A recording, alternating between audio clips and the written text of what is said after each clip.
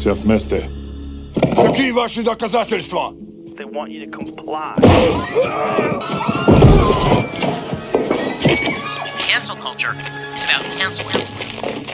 Кокаином. Up yours. Woke moralists.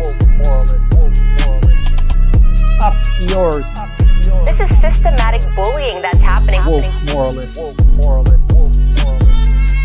Up yours. And they believe that they can then Woke shut us moralists. up. Up yours.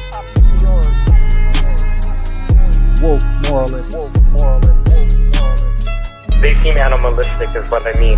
No, they're worse than animals. The woke mob, they ruin everything. They stop Ben Shapiro from going to events and speaking. They stop Ann Coulter from doing it. I will never surrender even a single inch of ground to a pitchfork mob.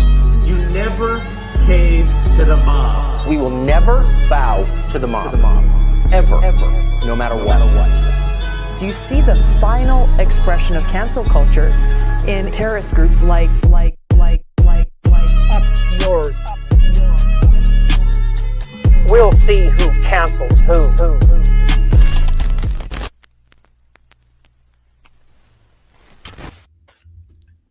Hello. Hi, hey, everybody. folks. Good evening. Everybody's here. Hello. Plus, we have a special guest today. Okay, let me introduce y'all to my boy, foreign man in a foreign land. That foreign land is the Bahamas. We are from the same island. This is my personal friend. What's yours? There you go.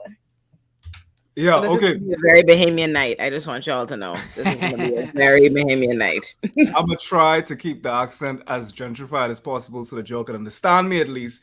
But that's the most that I will concede. By the way, I need one of them like up yours intros. I was jamming the whole time. Like that is so hard. Like now you appreciate intros. You was trying to gut my own. What? It's been like literally 2 minutes and you already trying to air all my laundry out. Lord, I've been telling listen, one thing about your favorite Alimi over here is she will die over that little flippy O that she have in the instruction. The big O for the Illuminati. Oh my God, she will die on that hill. Listen, I will.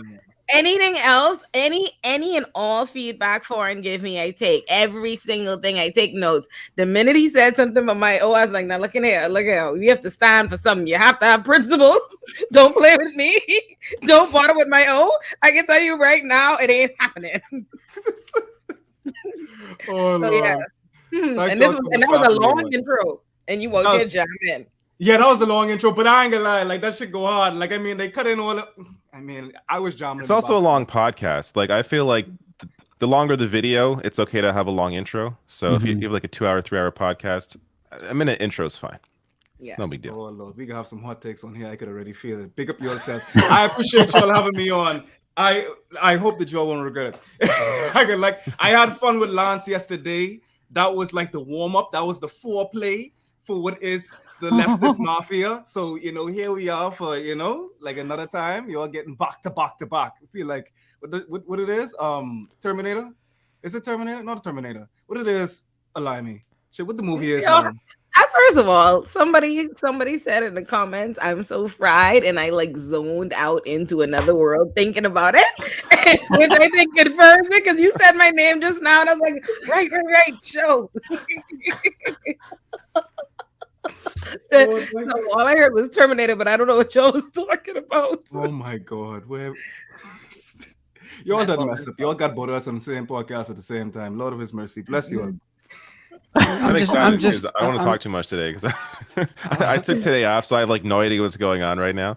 There's like a lot of news around Tennessee. I will get to it, but I'm really confused about all the news today. Yeah, there's a lot happening. We'll get to it all though. I did not take today off, regrettably, and so I have the deets. I know that Blair was talking about it beforehand too, but yeah, there's a lot of really fucked up dystopian stories. So yeah. I'm just distracted by the description of going on Lance's show as foreplay. I'm really. You had to bring that back. I thought I was just going to let that slide. I'm happy you did. Well, no, because I wanted to mention what you said at the end of our conversation, which it was awesome, by the way. I had so much fun. You were like, we just spoke for I think like an hour and a half, and like there was no cancel culture. There was no like I overstepped my bounds, you overstepped your bounds. We talked about difficult topics. I'm sure we're all over the place, but it was just a wonderful conversation. You know, we were just trying to like that. I totally agree with your take that like people who think that like, well, you can't say anything on live internet anymore. You'll be canceled instantly by the people. It's like it's ridiculous. You know, if you're in good faith having a great conversation about something, even if you're not like maybe directly in that group or something, the other people know, right? Like there's no malice. Yeah, like it was awesome. It's exaggeration, but I think what it mostly is more times than not, the people that are claiming that you can't talk and that they're being censored are the people that really feverishly are like brick hard, diamond hard, like literally could cut through cheese how hard they are because they want to say the N-word. They want to say the N-word. They want to say the trans women aren't women. They want to say all the things like that you normally say quiet. They want to say that out loud, like with their whole diaphragm. And the problem is that in civil society, the Lockean, social contract that we have today, like you can't say fire in a crowded theater. You have to, even if you're saying them things, like you have them things inside your head, you could disabuse yourself of that. But at the end of the day, you're not gonna invalidate someone's experience. Which, if you follow, the surfs, if you follow any of y'all been retweeting just basically rage bait for me. Every time when I open up Twitter, I just look, and the surfs is the first thing I see, and it's just. Oh, Lance is always deep into it. Yeah, me going hard on in the meme wars. I feel that's my best contribution though. Like even my enemies acknowledge that. Like the nicest compliment I've ever had is like, Lance, I don't like your politics, but I follow you for the woke lulz. I was like, that's kind of wholesome, like okay. For anyone that doesn't know your YouTube channel, do you want to talk about what you do there and all that? Yeah. I be forgetting, I ain't gonna lie. Foreign man on the foreign land, my big envy them, woman them, and man them. I basically use my political science masters to disabuse people of their bigotry as I am disabusing myself of mine. I think that's one of the things that people enjoy about the foreign land, which is that I don't perform perfect leftism by any means, not because like I think I'm above it, but because I'm a terrible actor at that. I have jumped in front of all of the different phobias and isms that I have been authors of, whether it be homophobia, shoots. I wasn't even on transphobia. In the Bahamas, like we ain't even on the transphobia yet. We still dealing with sexism. So like, there's steps, there's levels, there's steps to bigotry, So I mean, like we ain't even there yet. But we getting there. But things about growing up as a Caribbean conservative and then not like hard C, but like lowercase c, socio-conservatism. In the Bahamas, we enjoy our welfare system. So not fiscally conservative, but like the Bahamas is very conservative. Incredibly conservative. Like, do not be mistaken. Very conservative. Like, and like highly xenophobic and very Puritan about what is a Bahamian, who is a Bahamian, who counts as a Bahamian. Like, I did not count. Born and raised in the Bahamas, I count now because my people love me. I claimed it right in the public space. But growing up, no, so you are African. The African name. Why your parents name you that? I don't know, Ola. The way you're describing it, arguing over who is a real Bahamian, that sounds a lot like leftists. Who's the real leftist? You're not a real leftist. Trust me. Oh, Bahamians, they give it a while. And Bahamians are very like, it's not how like the conservatives in America, the right, are very corny. Like their jokes are not good. Their attacks don't make no sense. You know what I mean? No, Bahamians are very funny and very disrespectful. And so it's you can't beat them. You can't beat them. And the overwhelming majority, you can't even try. It's so hard. I tell Ford, I'm like, it's much, much harder to be an advocate like this at home, because the answer is you don't get tired of talking shit. Oh, okay. That's what you give a whole dissertation. Payments would be like, the fuck she think reading that? Or like they just none of that. You thought you was smart, girl? Shut up. Like, and I mean, like, and we can't even do credit to it. And it's like, it's a Caribbean thing in the sense that it is across the entirety of the region to varying degrees. But let me not like be mistaken. It was endowed to us. We inherited our bigotry. You know, we are not authors of it. We make it good. We are adept at our bigotry. Like, mind you, our bigotry is hit. American bigotry has fallen off. Y'all ain't getting too creative when it comes. North American bigotry, taking like the peak of North American bigotry was probably like 2016, like Trump Factory, Rush Limbaugh. We talked about it yesterday. Like, them fellas was in their bag with their bigotry. Like, they knew what they were saying. They were on point with the messaging. The left needs to do better with the messaging. However, in the Bahamas, we make bigotry funny. That shit hits. Like, I talking about it stings and like, yeah, you know, and like, and the point is, does that make it more dangerous? Yes, because Rodney Monka is a national treasure. Yes, yes, because we have like, oh my God, I wish y'all could see Rodney Monka. Like he in a different lifetime, he should be like the greatest comedian of all time. But unfortunately, he's someone steering the minds of the people. But Rodney Monka, he'll get up and say stuff like. I'm sorry. No, you know what? I ain't a mock. I just thought about it and I heard myself try to repeat Rodney and as I'm getting canceled. But you can't say it though, because all it takes is for one person to clip that and they can say Alimi said that, right. That, like boom, right. And that's it. But he's so funny. Like there's this okay, let me give an example. So there's a newspaper in the Bahamas called the Tribune. It's run by a bunch of white people. And then, so anyway, there was a hurricane, and they both published two newspapers published article, and it said unlivable. One said unlivable, and one spell it wrong. And like he said over here it says unlivable.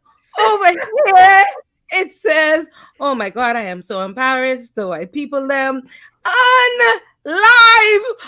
Oh my God, I am so saddened. I am so saddened. How you get this wrong? Oh my God, Jesus, the white people from England.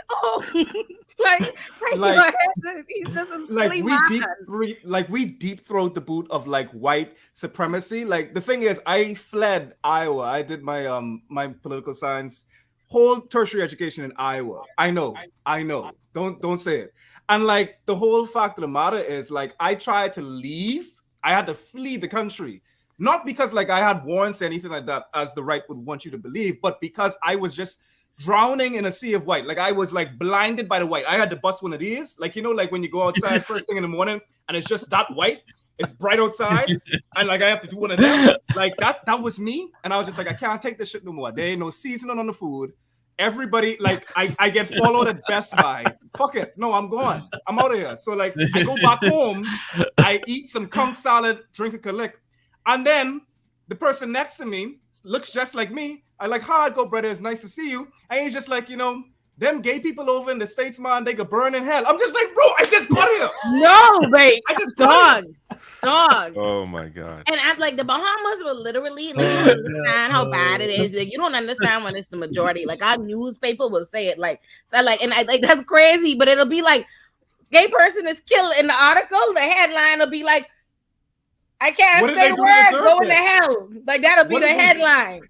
That'll be the headline. Like, and that's the problem. Like, it looks like you. So the white supremacy, the colonialism, it looks like you. It's familiar, and it has the panoply of being, you know, melanin. So like, it's one thing for me to like try to fight white supremacy that looks like Donald Trump. I could speak to the choir in the States as far as just like having a leftist community and saying, you know, yeah, like progressive values, whatnot. When I come home and I, you know, see on a regular basis an exorbitant amount of bigotry, how do you address it? Because it's not like it's white folks doing it. It's the racial dynamic is gone. So it's just internalized misogyny, internalized homophobia, Puritan values, like Olami was saying. And I've kind of like changed it around. So I fled Iowa to get away from the bigotry, just to realize that now I'm getting it and it just looks like me at this point. So I mean, I'm curious because, like, in the U.S., there's a lot of things intertwined with the bigotry, white supremacy certainly, but a lot of it also stems from like evangelicism and like this religious fundamentalism. Is that a component of the Bahamas? Bahamas is constitutionally Christian, and if you let it, and this is how we say it. This is how you have to say it. This is a Christian nation. Okay. That's how you have to say it. Bahamians are constitutionally Christian, religionary school.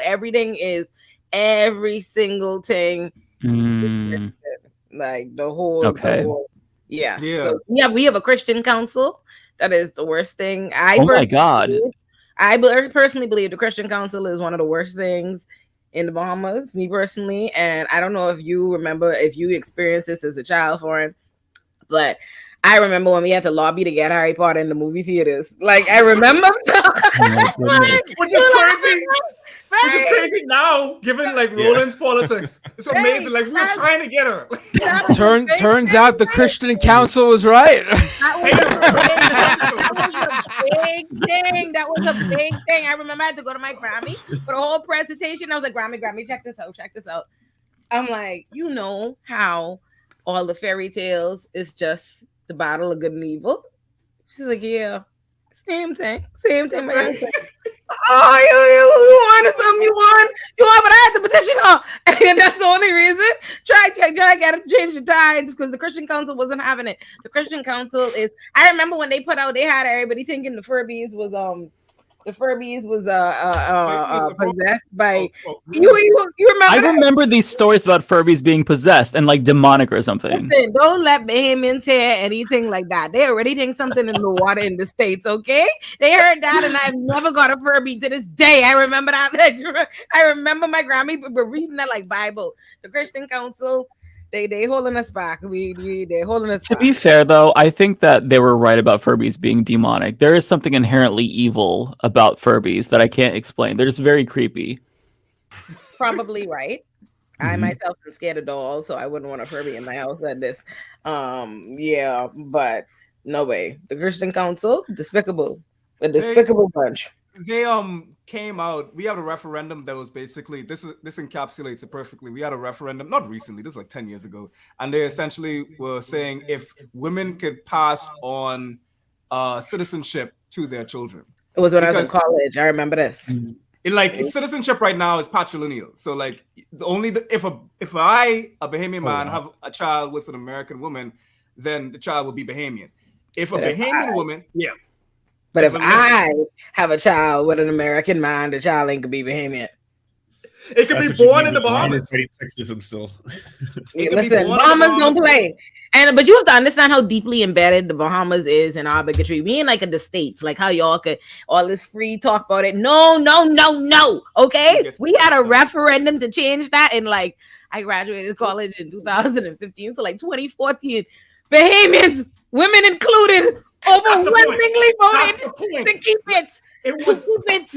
Bahamians still regularly debating marital rape on a day-to-day basis, and oh my God. But you don't understand.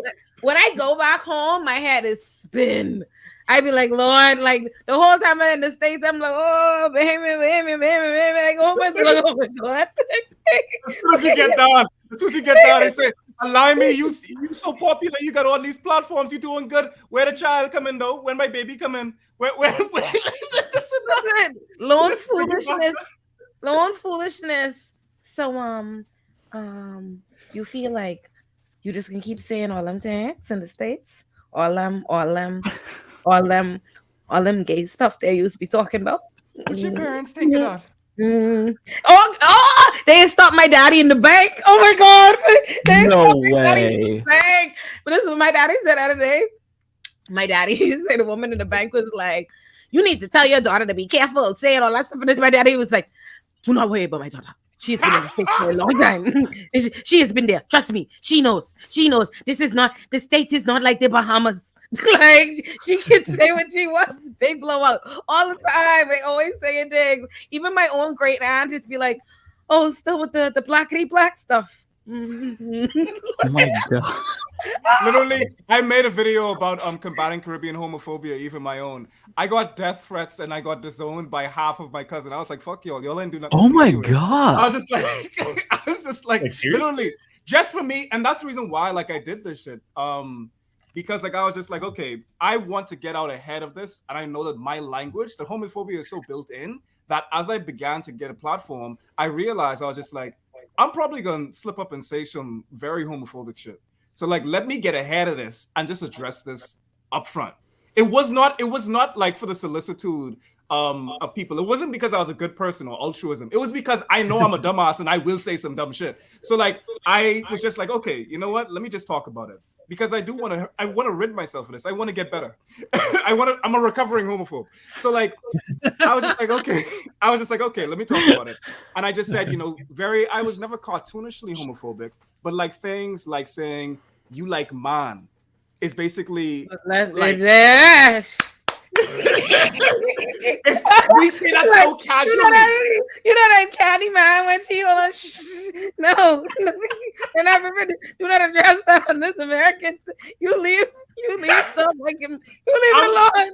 I'm saying some things that I should not be able to say because literally it just takes one Bahamian inside this chat and like it's an APB on my house. Like legit, like no, you leave that alone.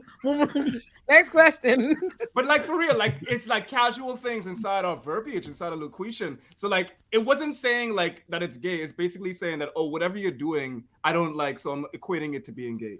And I said basically how that language in itself creates an environment that makes it difficult for people who are queer or may not even know that they're queer, and people may not be out. And even though you're not saying it maliciously, it's still malicious in effect. And when I made that video, I literally got a message from my dad. My dad is literally in the government. And he's just like, son, my secretary just brought this to my attention. What are you doing? I thought you were studying law. Oh my God. And from then on, like I got cousins and everybody saying, very big in the Christian, like using the protection of Christianity, saying, oh, Sodom and Gomorrah, this Bahamas, it's gone to the dogs. The Christian values that we founded this great nation on is going away. It's in the vaccine. Literally, we have people people talking about the vaccine still, saying that they're waiting. That's Rodney Costa too. Rodney Costa too. He cost Rodney's our Trump kinda. Yeah, he's our. But Rodney's so funny though. Like he way funnier than he ain't Trump, but he's funny. Rodney funny. Hold on. You talk about this. That's probably one of my favorite Rodney clips. Y'all move on. Y'all just take the show before we turn this into Tennessee, hour. Yeah, talk 20 minutes. I'm sorry.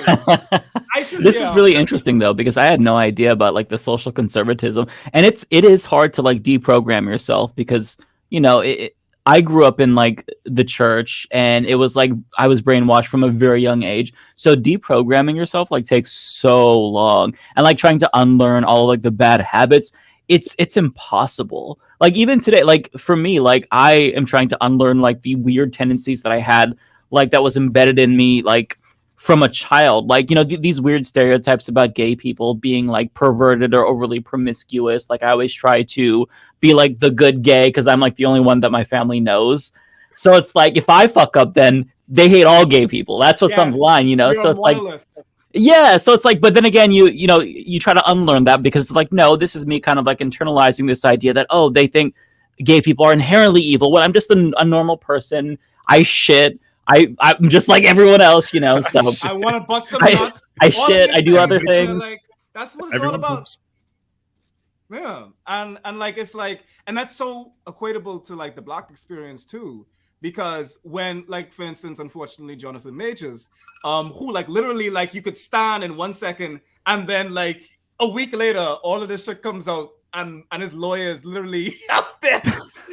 Basically, I know later and talk about it before, but like every time, like when I look at it, I was just like, damn, that was the shortest. That 15 minutes of fame was like 10. Like I was just like, god damn, because like I mean, like it just don't make no sense. And the whole fact of the matter is that experience, just by Jonathan Majors being Black and him coming out and doing something like that, then cast an aspersion on just the Black community in general, definitely black men. To be a black man with a beard, it was not a good time on Twitter.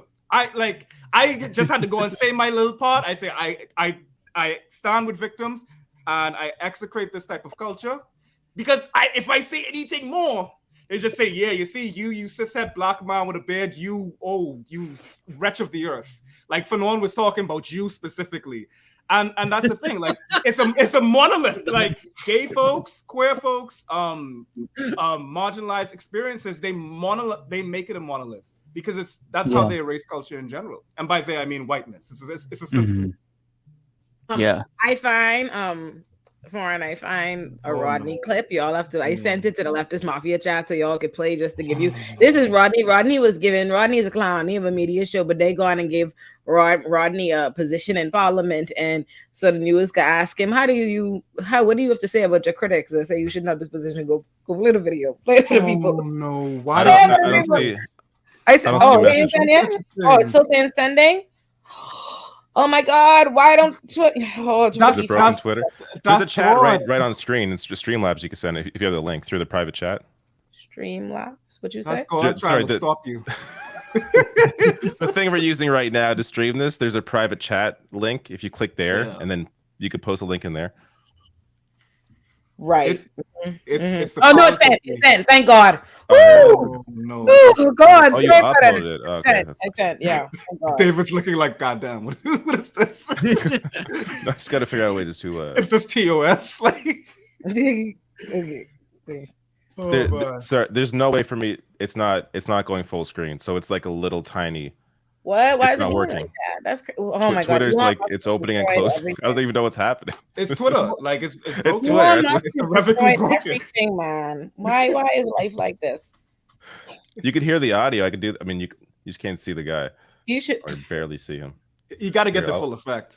No, but you're getting robbed. We need visual representation. You know what? Let me. I won't tweet it because I have to explain to these Americans. You will get off screen and they'll just be like, Alani, you're platforming bigotry. Just be no. This video. I have this video.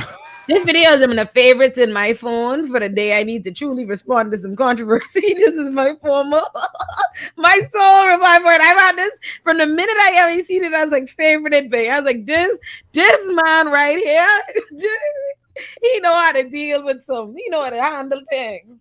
Oh my God. He's crazy. Mike, you have a beautiful beard, by the way. You too, Matt, and David. But I mean, I'm very partial to Mike's beard because I'm trying to get that girth. You know, that's me. I aspire to have. Just leave the sexual innuendo alone. That's just normal, regular and normal over here. I gotta figure out how to send this to them. Wait, Mike, can't hear you, Mike. Yeah, Mike, you're muted, I think. Mike's Mike. Yeah, you're so muted. Yeah, Mike's It's got to be nope. Oh, you got censored, cancel culture. That came from Mike first. If I send you the video on WhatsApp, can you figure out how to get it to you? Yeah, I'll try. Yeah, do that. That's probably the easiest way. Lance, when I found out that you had WhatsApp, I was just like, wait, I thought Lance was American. And then Wait, I don't understand that. Is WhatsApp like a thing that's like not known for Canadians? It's foreigners. It's for foreigners. Foreigners use WhatsApp. It's a calling card. Interesting. Okay. It's foreign. Exactly. You're foreign coded at that point. Like if you say something, like if I see WhatsApp on your phone, I know that somehow, some way you're not from America. You're not North American. Well, WhatsApp is really big especially in South America. It's huge. WhatsApp. Yeah. It's massive. A lot of other parts. India uses WhatsApp more than any other social media, I think, right now. Same thing in the Bahamas. Yeah. I feel like Canadians use it though. Like family of mine. Yeah, you guys are foreigners. Yeah, you're America lights. You're dying America, okay? You're not American, so you're foreigners to me. When I saw that truck rally, I was just like, God damn, they want to be Americans so bad. Why? Like, I'm just like, oh, I know. Oh God, I covered that garbage. We could go off on that for an entire 2 hours. All right, I'm sending it to the chat. You should have it now, David. I converted it into the send space. It should work. You just got to download. Oh, there we go. They say, hey, Mike, is your mic fixed? The file has been deleted and cannot be restored. What? This is literally listen. Y'all are blocking your blessings. Rodney is a menace to society. Oh, These now are it's all different. These are all Listen, different I think- ways that the No, it's system's not trying working. to stop this from coming out. I think the Bohemian Authority has heard, or they're monitoring the stream. They heard you commend his beard, and they were like, "No, we're not having this. We're cutting this." Nah, take that shit off. No, take that down. I can show We're you cutting what I his get. mic. Not We're breaking the videos. I've never seen censorship like I got that, a Mike. new It's link. It's crazy. Here we go. New link. Here you go. Okay, let's see this. Okay, hopefully we got it now. Because I just want y'all to I'm so scared. Like this is. I wish y'all could see our Bahamian politicians. I just should do a compilation. We should make a compilation of like Hubert, Menace, just Menace and Rodney responding to things. We have, and that's the reason why, like Cornbread too. Me and Lance were talking about this yesterday. Cornbread Such a tube, good name. the melanated equivalent of bread tube, is so important because like y'all are gonna Shapiro, Peterson, Matt Walsh yourselves to death. Crowder. I cannot even control anything here. This is an uploaded video. They're not saved. You gotta start it over. Start it over. I can't. I have no control over this video. It's just like Okay, well playing by then, itself. listen. Hold up. All right, here we go. This is as loud as it can go. I can't do anything about it. Well, let's just be quiet. What do you say to people who question why you were given this position? I think they're not saved, they're not sanctified, and they're not full of the Holy Ghost. All right. Rodney's so fucking unserious. Oh my god. It's right down the brass tacks, you know. Listen, Rodney is. You are not saved. They said, what do you say to critics who say you should not have been given this appointment? They are not saved, they are not sanctified, and they are not filled with the Holy Ghost. What do you say to that? That's the point. Like, what do you say to something like that? And that's what we're trying to say. Like, it's just you can't I mean, beat this sounds like a lot of conservatives in America as well. Just different kind of. Quick question: Was the terminology, movie was the too movie different. was the movie There Will Be Blood very popular in both the Bahamas? Because he looks like he's dressed like he's from that movie. Rodney is what? That's a skylight going Daniel down. Day-Lewis right here. The guy looked like he was about to actually just say, "Hold up on your questions. I just struck oil." He's a prospect now. Okay, yeah, y'all take over the show before we Bahamian it up. Please. We're sorry. That was enough of the interlude. We're sorry for the Bahamian hour. This is what was gonna happen. What? That was Like, awesome. I mean, What are you talking about? Stop. Are you Canadian? Stop apologizing. Can you hear me? Yes. You are Oh, back. okay, it worked. Okay. Mike had it. Here we go. Mike, I was like, now. David, let me in. David. I heard I had it to ding. text you. That reminded me. Yeah. You're all the way down there at the bottom. It's hard to see. It was like one of those nightmares where you're being like murdered and you're trying to scream, but it's just silence and nobody can hear you. Or when you wake up and you can't move. That's the worst. Yeah. That's how I felt like, but I'm back and I feel like I'm alive again. I was saying, Foreign, thank you for the beard compliments. And I think that it's because we're both poli-sci masters that we have an affinity for beards. It's like an appreciation. Like it comes with the scholarliness of us, right? Oh, okay. I could see clearly now. Yeah, for sure. That's definitely what it is. Now I could see like the jadedness too coming off too. Yeah, the cynicism of being political science masters. Matt, you look like a political science masters. Honestly, you look like a doctorate. Actually, like you just look like things. Yes, bro. Like, I've never heard anyone describe Matt Binder in that way. Yeah, neither have I. I went to film school. I got a degree. I got a degree in film. That's it. I did not know that. That's amazing. I did not know that. Where is my light on? Same here. But well, more focused on broadcast, video production, news production. But yeah, all of you. Same with me. Matt, you look more like the doctor's drug dealer. That's damn. It's I've heard that from a lot of people, and I gotta say, I do look like I in a wholesome way. In a wholesome way. There's one wholesome drug dealer. You're a wholesome drug dealer. I look like there's really baddie weed laws, you know. I also look like the drug dealer that probably samples too much of his product. I mean, I've been told I look like someone who uses drugs, and the funny thing is, I'm completely straight. You look like you look like you could be the brown version. All of us. You look like you could be the brown version of an Avril Lavigne music video love interest in the early 2000s. That's what I'll take that.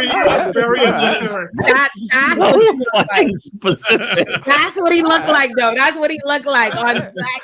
Like you could you see it. You see it. You see it. That was a fair call out. Yep. I'll be your skater boy. Skater boy. Yes, Hell yeah. Actually, speaking of skater boys, we got a good skater video. Their skater adjacent related video. This is so I saw this pop up. Excellent. I'm not sure how recent this is, but this is going around now. because I've seen a few people show this. Let me bring it up Racially here. ambiguous love interest. Oh my god. The chat is amazing.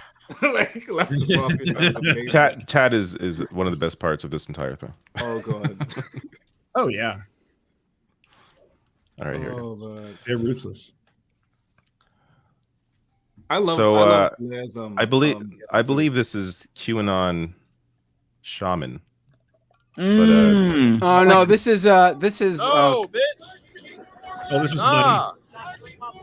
This is great. Nah, no, you're not. This is actually a comedian. This is a guy who's. Oh, you ruined it for me. Yeah, I'm sorry. Yeah, he's actually him. No. No, that's definitely not the QAnon shaman. He actually was just released from jail this past week. I never thought it was the actual one. I thought it was someone dressing up like him. someone like right. No, it's a comedian from Brooklyn who is doing a skit. So he didn't actually get hurt. I mean, I'm sure it hurt. Like just like pro wrestling. I'm sure. Only funny if he got very badly injured. I'm thinking he was an actual like MAGA guy. Yeah, no, he's not a MAGA guy, unfortunately. No. Oh wow. I'm gutted. I watched that video like 4 times in a row, just like crying, laughing at it so hard, and now it's just all ruined. The guy did what he set out to do. He's a comedian. He wanted to make you laugh. Damn, that's true. That's true. I just wanted there's more buy-in there. Like I wanted it to be an actual MAGA chud who fell off of the bike. The actual funniest thing I saw from there, and this is thanks to Ben Collins from NBC's reporting. You know how Marjorie Taylor Greene was drowned out by everybody blowing these whistles that they had there? Well, it turns out Ben Collins of NBC News, he found the guy who was handing out the whistles, and he was a MAGA guy, a Trump supporter who was there handing them out in order for them to be blown in support of Trump. And he didn't realize he was handing them out to all these people who are anti-Trump. And he offered Ben Collins one too. Ben Collins was trying to ask him about the whistles. Like, do you want one? It's just so good. Since you brought up Green, this video will always make me laugh because of how ridiculous this is. I know shit's going through. This is Marjorie Taylor Greene's, I guess, new defense of Trump. Listen to this.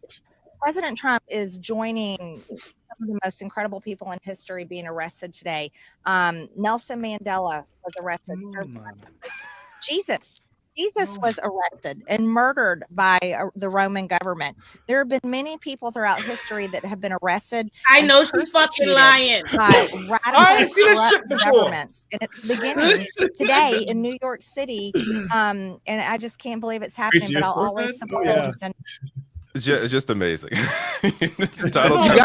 Mandela. You guys remember Michael Brooks's character, right wing Mandela? I mean, it's too bad he's no longer with us because he would have had a field day with that one. But did you see the follow up clip to that? By the way, when the two of them ended their interview. I don't know if they kiss or something? Yeah, I just posted it in the. Please play it. It's even funnier than that clip. In the private chat. Well. Yeah. Well, David's queuing that up. I'm really sorry, everybody. I have to take off early. I have a appointment I have to go to. Yeah, I'm very, very sorry. I love all y'all. Bye, Lance. We'll miss you, Lance. He's an amazing person. Talk later. Have an awesome end of podcasting. Oh, and who wants a raid? I'll send my audience to whoever. Send it to me. I'm on Twitch. Okay. that Twitch thing, like, is so different from YouTube. I don't even know how that thing goes raid. Like, when I first heard that, I was just like, wait, is this good? Like... Yeah, when I first went to Twitch, I'm still confused by Twitch. So, but this is the last, I thought that a raid was bad at first because one of my commenters was like, "Oh, you just got raided, Mike," and I'm like, "Oh no, what does that mean? Is it like a bunch of Nazis coming in? Like, what's going on?" So, all right, bye bye. All right, so, all right. Yeah, they're dating apparently. So this is What? What type of kiss was that anyway, though? Like mine went for a whole forehead. He missed everything. All right. Babe, why this man look just like brain? Like, all right. Pinky in the So, brain. Look at his head. In the brain. Pinky in the brain, head ass nigga. It's fucking crazy. Oh my god, he does look like most embrace ever. Like, yeah, Uh-huh. That looks like me when I was in my straight face kissing my girlfriends. That was weird. That was awkward. That was not normal. That's like a grand kiss. Like, that's like what it's done. So This crazy. makes no sense. Like, these people. This is what you are taught in J school. That at the end of an interview, you give the interviewer, you give your subject a smooch. Normal, regular. Right. Is this what you do, Matt, as a journalist? This is what you do as a journalist, right? Right. I mean, I almost had I almost got that interview with Trump, and the real reason I wanted it was to plant a big old smooch on his face. I mean, you get all kind of spray tan on your face. You leave bronze.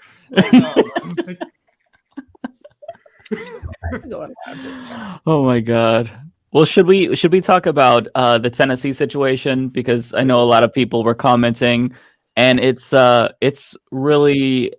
of like crossing the Rubicon in a different way, at least when it comes to fascism. I don't know if anybody wanted to start, or if I know Blair was talking about it, but I can also open as well if you all want. Feel free to take it away. Okay, so basically, after the Nashville shooting, there were thousands of protesters, mostly Gen Z activists, that were marching in Tennessee. They marched straight up to the Capitol. They had disrupted a session. And in solidarity with these protesters, there were 3 lawmakers who basically joined them. And they went up to the podium and they started talking about the need for gun control. And because they joined this protest, not even joined, just stood in solidarity with them and uttered positive comments about it, the right is now labeling that as an insurrection. And now they were up for expulsion. Media was pushed out. In fact, Justin Jones, who was expelled, was filming just like the chants from the Gen Z activists outside. And on video, he caught one of his Republican colleagues just straight up assaulting him. It's genuinely insane. They're very brazen. But now one of the 3 have been expelled. I think this is developing, so I'm not sure where we're at currently. And they were literally expelled just for saying that there should be gun control. It's unhinged. Like, I get that the Tennessee Republican Party, they're against gun control. They've kind of gone in the opposite direction and deregulated even further.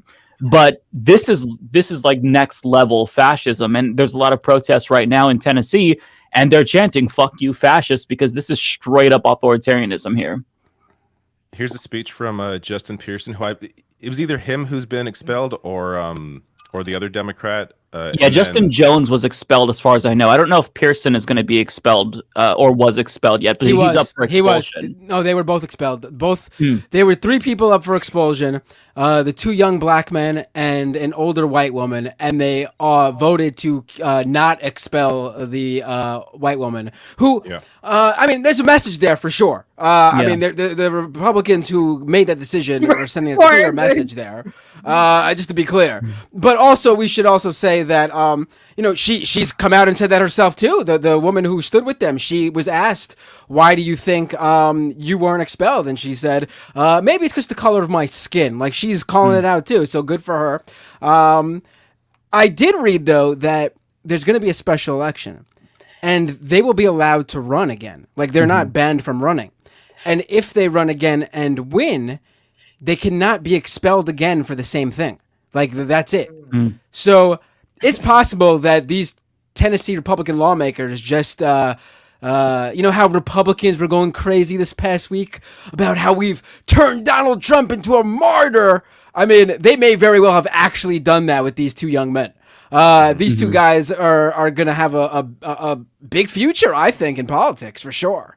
Yeah, this speech is really good. Let me just play this clip. That's if they're safe. And you are seeking to expel District 86's representation from this house in a country that was built on a protest. In a country that was built on a protest. You who celebrate July 4th, 1776, pop fireworks and eat hot dogs. You say to protest is wrong because you spoke out of turn, because you spoke up for people who are marginalized.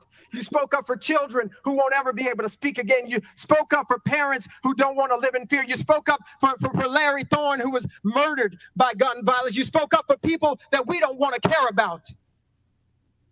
In a country built on people who speak out of turn, who spoke out of turn, who fought out of turn to build a nation. I come from a long line of people who have resisted. Yeah. So they're great. Justin Jones, if you watch any of his speeches, they're incredible. It's clear why they made him a target, because it's not just this issue. Like, he has been holding the Republican Party accountable and really standing up for his constituents and representing Gen Z in a very loud way. And so they wanted to find some excuse to get rid of him because he's been a thorn in their side. And they did. Like, it's not just this issue, like gun control, like on LGBTQ plus issues, when it comes to, welfare issues. He is excellent. So these are two people who are leaders, and they don't like that they're leaders. They don't like that they're able to set the agenda because that's what they want to do. They want to monopolize discourse, and they just try to find some way to undemocratically remove them. yeah, I'm not surprised. I mean, I'm not surprised. It's just a reality. We can't constantly recognize that the Republicans are fascists at this point. I say it every episode. Like, yeah, this is the kind of extremism. This is not at all surprising. And I would like, in a different world, you want to. And first of all, yes, that speech is incredible. He's clearly an incredible speaker. And in a different world, you'd like to be like, oh yeah, he'll have a great career in politics because you see how talented he is or how great of a speaker is. But in this world where he's a black man, in that environment where those kind of powerful white supremacists have it out for him so bad that they would remove him, I think I worry about his safety long term. And I think that's something that doesn't get, I feel like, mainstream media will never delve into that part of it, because to delve into that would have to be to recognize the kind of dangerous forces these people are with the kind of things they've done, historic things, and the reality of that. And, it would change the tenor of the very, like, both sides, the way people try to treat politics. But a real thing is his safety. Honestly, that's something that I think about that in a situation where people have targeted him as somebody that is a leader, as somebody that they need to get rid of, as somebody that they would go to these lengths. So yeah, I hope he stays covered. Yeah, I have to give credit. This is this is Jones. I can play this as well if you want. Yeah.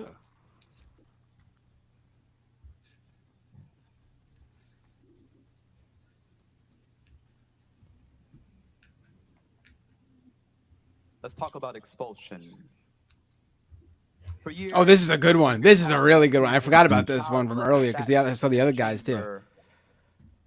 No expulsion. One member sits in this chamber who was found guilty of domestic violence. No expulsion.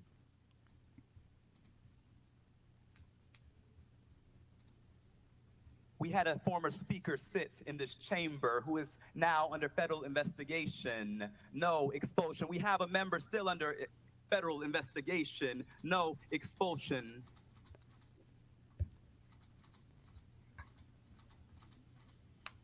We had a member pee in another member's chair in this chamber. No expulsion. In fact, they're in leadership. But in the governor's administration. And so once again, what you're saying to us Since you're trying to put us on trial, I'll say what you're really putting on trial is the state of Tennessee. What you're really showing for the world is holding up a mirror to a state that is going back to some dark roots. A state in which the Ku Klux Klan was founded is now attempting another power grab by silencing the two youngest black representatives and one of the only women, Democratic women in this body. That's what this is about. Let us be real today. Yeah, it's like they're incredible.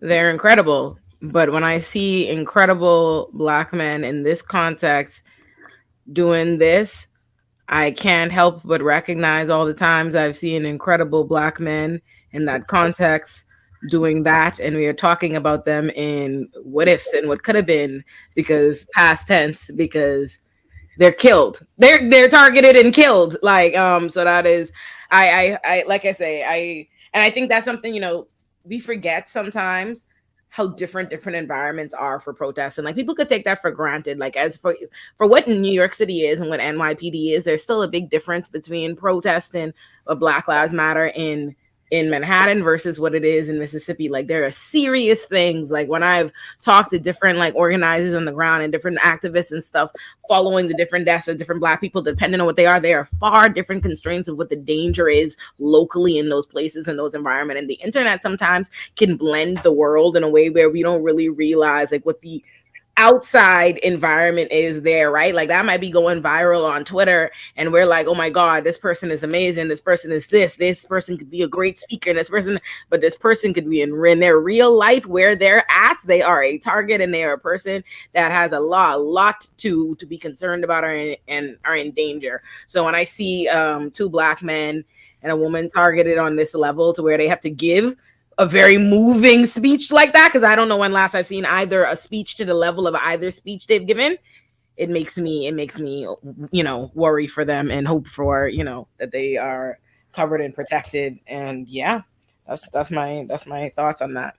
And like, the point is also, because people will have you believe that Alime is being hyperbolic with this, but it is actually very tempered and a reasonable response, because every black resistance movement, especially in the continental USA, has been either co-opted or just absolutely obliterated. We think of Black Wall Street. We think of, I saw people mention Fred Hampton, MLK, Malcolm X. It's a constant. It's not like this is not. And in the same way, when people are talking about the trans genocide that is happening and using those words extremely purposefully, it's because it exactly is. This is not hyperbolic. Like, this is not Fox News trying to say it's overblown, it's a psyop or something like that. This is, in fact, maybe like not even speaking to the level of severity we need to take it to. And everything that black talented political orators, people with political talent like that, people made mention of the way that they spoke and the cadence being extremely religious and probably ecclesiastical, and how the matrix for it was probably a church. And when you think about that, that's just so poetic, because when we think about how the church as an institution is a place where they're able to develop these political talents, and at the same time, they have to fight a litany of different aggressions, whether it be the colonial construct of church, all the different things that are said in church in order to break down black men in particular and socialize them into being a particular way. Yet they still come out like this, which is my point, that these men that we see, these talented political actors, are everything despite what America has made. It's not because of, because America will like make you want to believe that, oh, pull yourself up by the bootstraps and you'll be able to make it. That is not true. The people that have made it and the people that they like to point to as paragons of political talent have made it despite what has been levied against them. So these men, if they are able to actually realize their full political talent and get to the stages that they deserve to be on, it is not because of America. It is in spite of America. Big facts. Yeah. Round of applause. Clap track. Well said. I actually have a clap track, but I'm not sure which button it is, so I don't want to screw it up. I got an air horn, but I don't know if it's gonna play. Let's see if this. What's this? Oh, Yeah. There we go. Yeah. I guessed right. There we go. You could have done like a laugh track, then it would have been completely inappropriate. Rational national sense. There you go. That makes rational national sense. I love that. Yeah, no, it's sad, and like yet again, like especially also like these protests. We were talking about the trans genocide. Like, it's very. It's not even eerie. It's extremely numb. Like when I was like hearing like Alami talk just now, like the tiredness, the lethargy that you see on her is because she's had to say it like a million times. Like this ain't new. It's almost like a broken record because you get tired, and that's exactly what they want. Like they want you to get tired of but listen, when they let them babies die in Sandy Hook, I was just like, look, America will never. Oh yeah, I know. I feel the same way. Once that happened. It was over. Like I was just like the gun debate. Like I say, you lost. Like, cause they will care more about their guns than their babies. They will.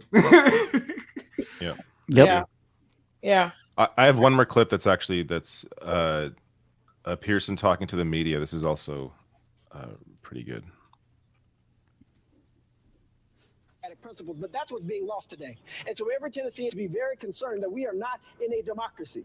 And across the United States of America, there has been no House members who have ever been expelled for exercising their First Amendment rights in a peaceful protest. This is a first in American history, and we are losing our democracy to white supremacy. We are losing our democracy to patriarchy. We are losing our democracy to people who want to keep a status quo that is damning to the rest of us and damning to our children and unborn people. It is no coincidence that the two youngest black lawmakers in the state of Tennessee and one or two women are on trial today. That is not accidental. This is what happens when you lose democracy. This is what we are fighting against and must stand up against as legislators and as people and as citizens across this country. Because it's starting in Tennessee, but it won't end here. Mm-hmm.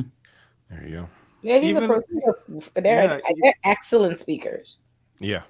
Mm-hmm. And even the afro, like all of it is purposeful with that. Like, and unfortunately, black hair is very political. But like even a choice like that, you think of Angela Davis, you think of the people that wear he knows what he's doing. And the thing is, he has to perform these political markers in order to access even the rooms and the possibility of influence that he's able to access in.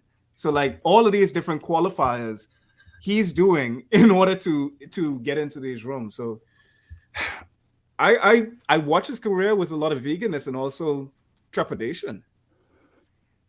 Yeah, rightfully so.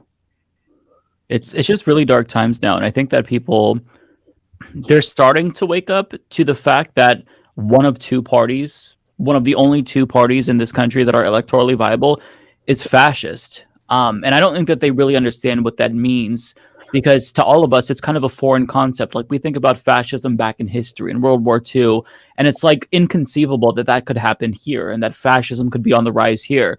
But it's like we're well past this whole identification phase, which is where I think some people are finally emerging, and we're into the implementation part of the fascism. Like you look to Florida and specifically the laws that are being proposed, and it is deeply authoritarian laws that require journalists to register if they criticize the government, laws that require universities to report on, I can't remember the specifics, report on what they're covering, if they cover any social politics or critical race theory. Like these are all the state seizing power for fascistic reasons. You see the way that they go after opposition in a very authoritarian and direct manner. Like this is all part of fascism. Like fascism isn't like one thing. It's a number of things. There's criteria. And as the years go on, we meet more and more criteria. Like we check more boxes.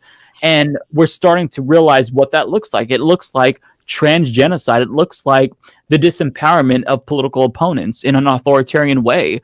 The removal of civil rights that have been fought for centuries. I mean, Roe v. Wade being overturned, it hasn't even been a year but that is monumental. Like to even recall that, oh yeah, we're back to pre-1970 America with regard to reproductive rights. That is no small thing. And for people who are kind of like in this privileged position to where it doesn't personally affect them, it will affect you eventually, because one by one, like each group, like everyone is going to be touched by this in some way. Because that's what fascism does. It is like the takeover of power, of culture, of all institutions. And so like we're seeing that. And I'm glad that people are starting to wake up finally and acknowledge it for what it is and finally use the F word. But we're kind of we're past the acknowledgement phase, as I was saying, and we need to be in the mobilization phase to stop it if it's not too late.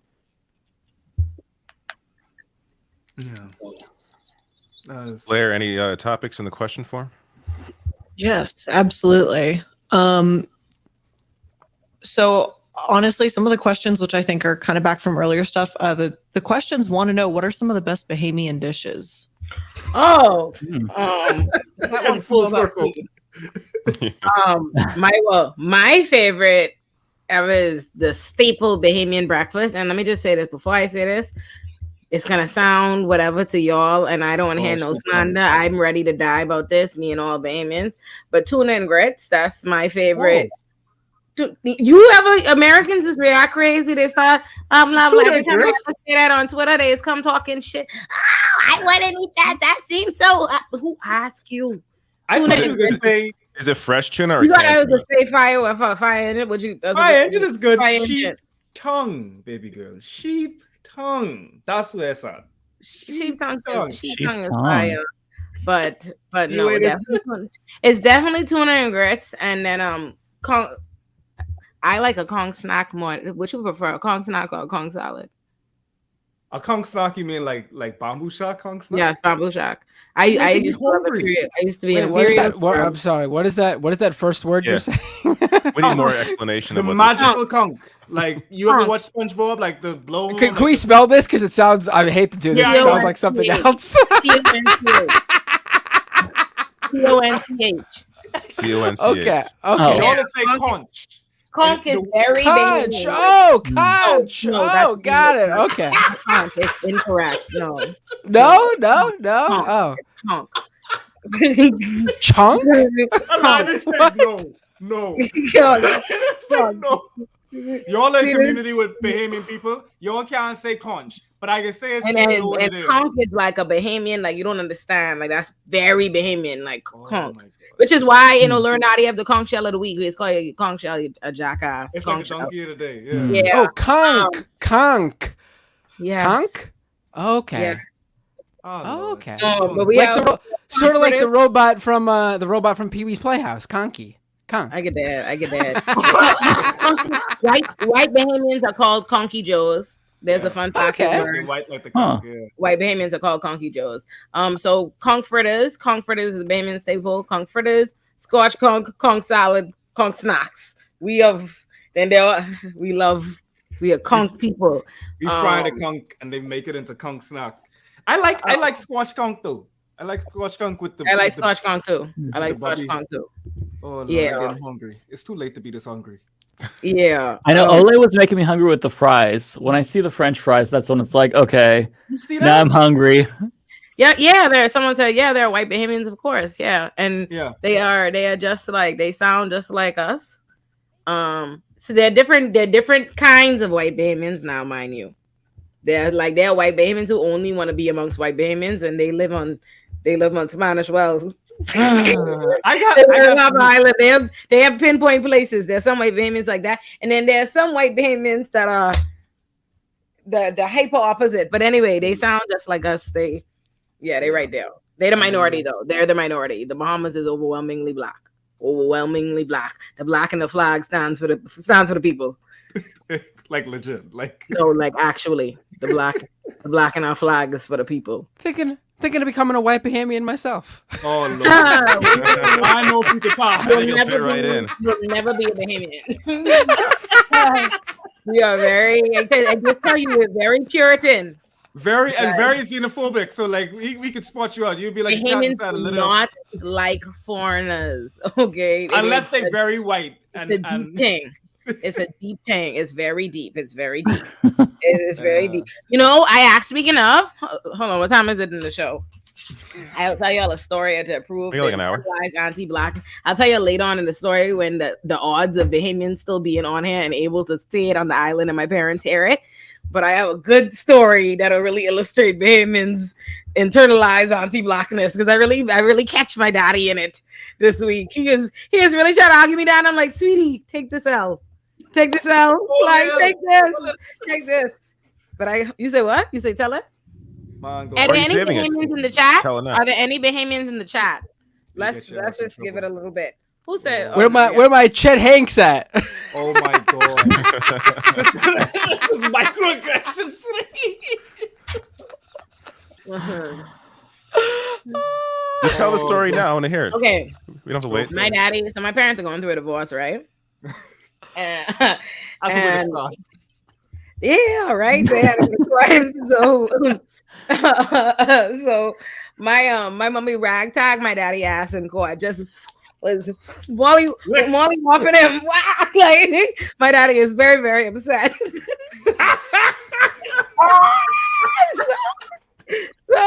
So my daddy, so my mommy lawyer is a black Bahamian woman.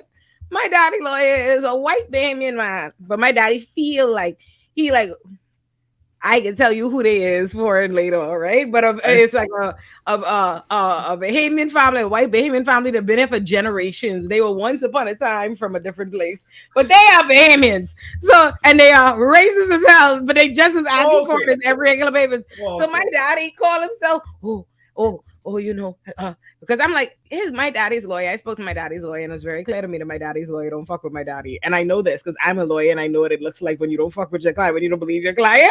And I know it because my daddy was like reading some allegations from my mommy, and my daddy said when the year was that my mommy said these allegations happened, and so I responded back with the year, and the lawyer was like, "Why'd your daughter say that year? Like he thought he caught my daddy like, yeah, I know you do it." I know this man don't fuck with my daddy, right? So the man ain't submit half the evidence my daddy had for his claim. The man just ain't submitted, right? And so my daddy there still trying to, you done fucking get your ass beat in court and you still can't accept your choices, right? So he explained it to me, what you must understand is Bahamians are very anti-foreign. You know what it is. I've been in this country for this long as a Nigerian man. The way that they treat you, the way they look down on you. And I'm like, well, yeah, that's true. That is true. The white man is a Bahamian too. And my daddy, I'm like, I don't know what you feel to understand. And my daddy's like, oh no, you need to understand. You know, they see they are from such and such a place. You know that I say Dad was from such and such a fucking place. I went to school with 5 generations of them. What are you talking about? For them, they're Bahamian. You got your ass whooped because you thought the white man was a better lawyer. It's okay. It's okay. You got fucked up. I'm gonna fuck you up in court hard. That hurt. That hurt, Daddy. You're gonna be okay. It's gonna be alright.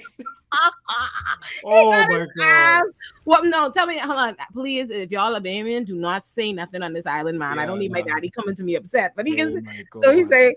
Now, my daddy, that's one man who don't listen. His lawyer tell him don't go in there being cheeky. Coach the man. How are you supposed to go in there? Now, my mommy lawyer asks my daddy, but piss him off how she asked him. Was like, so why did you marry her then or whatever, right? Now, my daddy in divorce court to say, well, that's the $1 trillion question. My daddy said the judge gasped. Listen, I was in Target ready to fall out. My daddy's on the phone like, and he's trying to explain it to me. He's like, see, you have to understand. Now, he talking to his daughter, the lawyer, right? He doesn't lose. He's already lost. So you would think he would understand and accept that he is wrong. He's still explaining. He's still trying to defend his logic. He's like, see, you have to understand, Yemi. The way lawyers think sometimes. You know, you have to say it to them in a way. I'm like,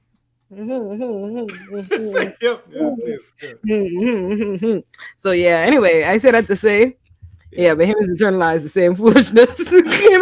Anti-blackness. There's my story. The average white tourist that comes to the Bahamas can literally access a lot of privilege and not even know what side of the road we drive on. Like, I swear to you.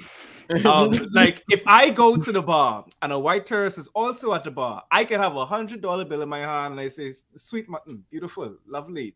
Empress, please, may I get Henny with crown? I could say that at the top of my lungs with the deepest baritone. All this white boy with his straw hat need to do, his lobster, Dr. Zoidberg looking ass, all you need to do is come up inside the place, come to the bar, sit your ass down, and just said, miss, may I get, boom, boom. Big service, big service. Crap. She come there. Yes, sir. Yes, sir. What would you like? Like, what would you like? you see the white people buying up Exuma? All right, man. Look, why are you bringing this? Listen, I went to Exuma last year, and I saw so many. Listen, you don't understand how many white people I saw. I saw more white people than I am supposed to see people in Exuma. I say, what is this? I say, down in the bushes where we ain't paying attention, they are buying up all the land. They're buying up all the land. It's for sale. Like a lot of like the Bahamas is for sale, and I mean, like we also have like this constant debate about like Chinese, American, foreign direct investment and diplomacy. You have like a lot of xenophobia in that regard. Like you have some Bahamians saying, "Oh, the Chinese is buying up the place," and the Chinese. I'm more like, you have no problem. You mad because, let's be real, you're mad because they got like a little bit of tint to them. You're mad because they a little bit, they ain't white, they ain't pink. They got like a little bit of a tint, because you ain't mind when the Americans building one of the largest friggin' buildings in your capital down square. If you see the American embassy, it is literally towering. I telling you, like, it ain't no 1-inch pinch. This is a long structure erected in the down square. And Bahamians will say, that's a beautiful building. That is a testament to architecture. But when the Chinese build you a stadium, a place for your public good, they could be all like, these dumb, rat-eating, dog-eating, like this and that, you know, hide your stray dogs. They say all the shit. All of this.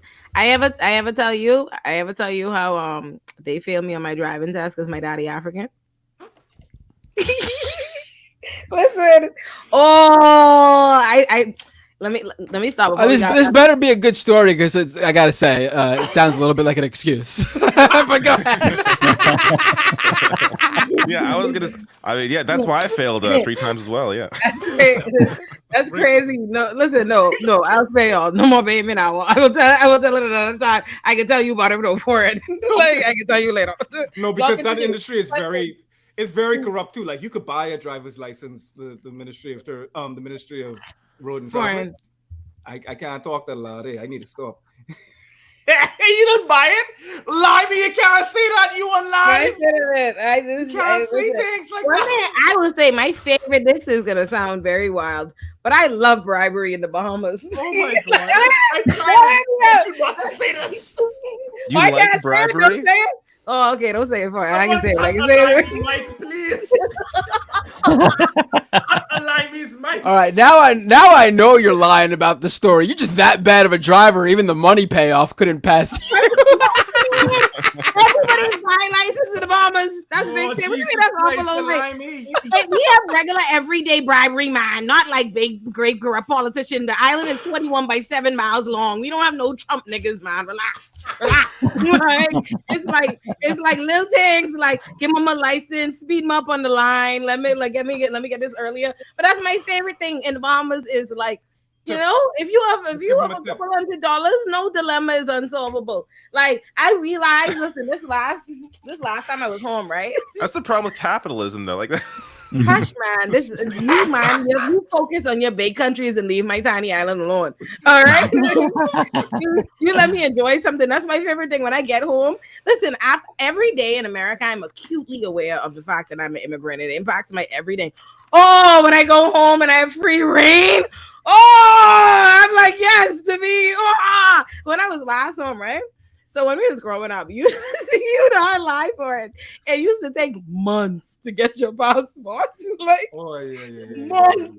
months, and it's still slow. It still is a thing. Like, you have to go in or whatever, apply this. It take a while. So when I went I think the last couple times I was home, one of those trips I had to go to the embassy to get my new visa and stuff, and they tell you to get your new visa, your passport has to have 10 years on it or something, not expired for 10 years. I'm like, oh fuck, my passport has way less than that or whatever. I'm not gonna be able to get this or whatever. And I'm like, oh shit. Oh, and then immediately one of my family members just told me who I could pay $300 to get it done, and it was like got it done. And I was like, oh, woo, I love a hookup. Oh, I love a hookup. I was like, right. Oh, I got money. Here, man. Give me this. Problem solved. Isn't it better though if it's just like properly funded and it works properly for everybody? No, David. no, David. No. Cash is king. Listen, I love a hookup. Money run the road. I ain't gonna lie to you. Like, allow me, please. Like, you can say all it takes. And like, listen, you will get like there's definitely cases too, like where like police officers, all cops are bosses. Like, Bahamian police officers love bribe. The worst. Nobody like bribe like Bahamian police officers. Allow me driving in the night, like literally, they will stop a Limey car. They'd whoop whoop, and they flicking go pull up in front of her, cut her off in traffic. Get out this car. Get out this car. And then they screw on and say, officer, what's the problem? The problem is you looking so fine behind this wheel and I ain't get your number. Boom! They will stop you to get your number. Police officers do that to me in Brooklyn on a regular basis. Okay, well, I don't feel like I have I have on a regular basis. Like they stop your car or stop you in the street? Both.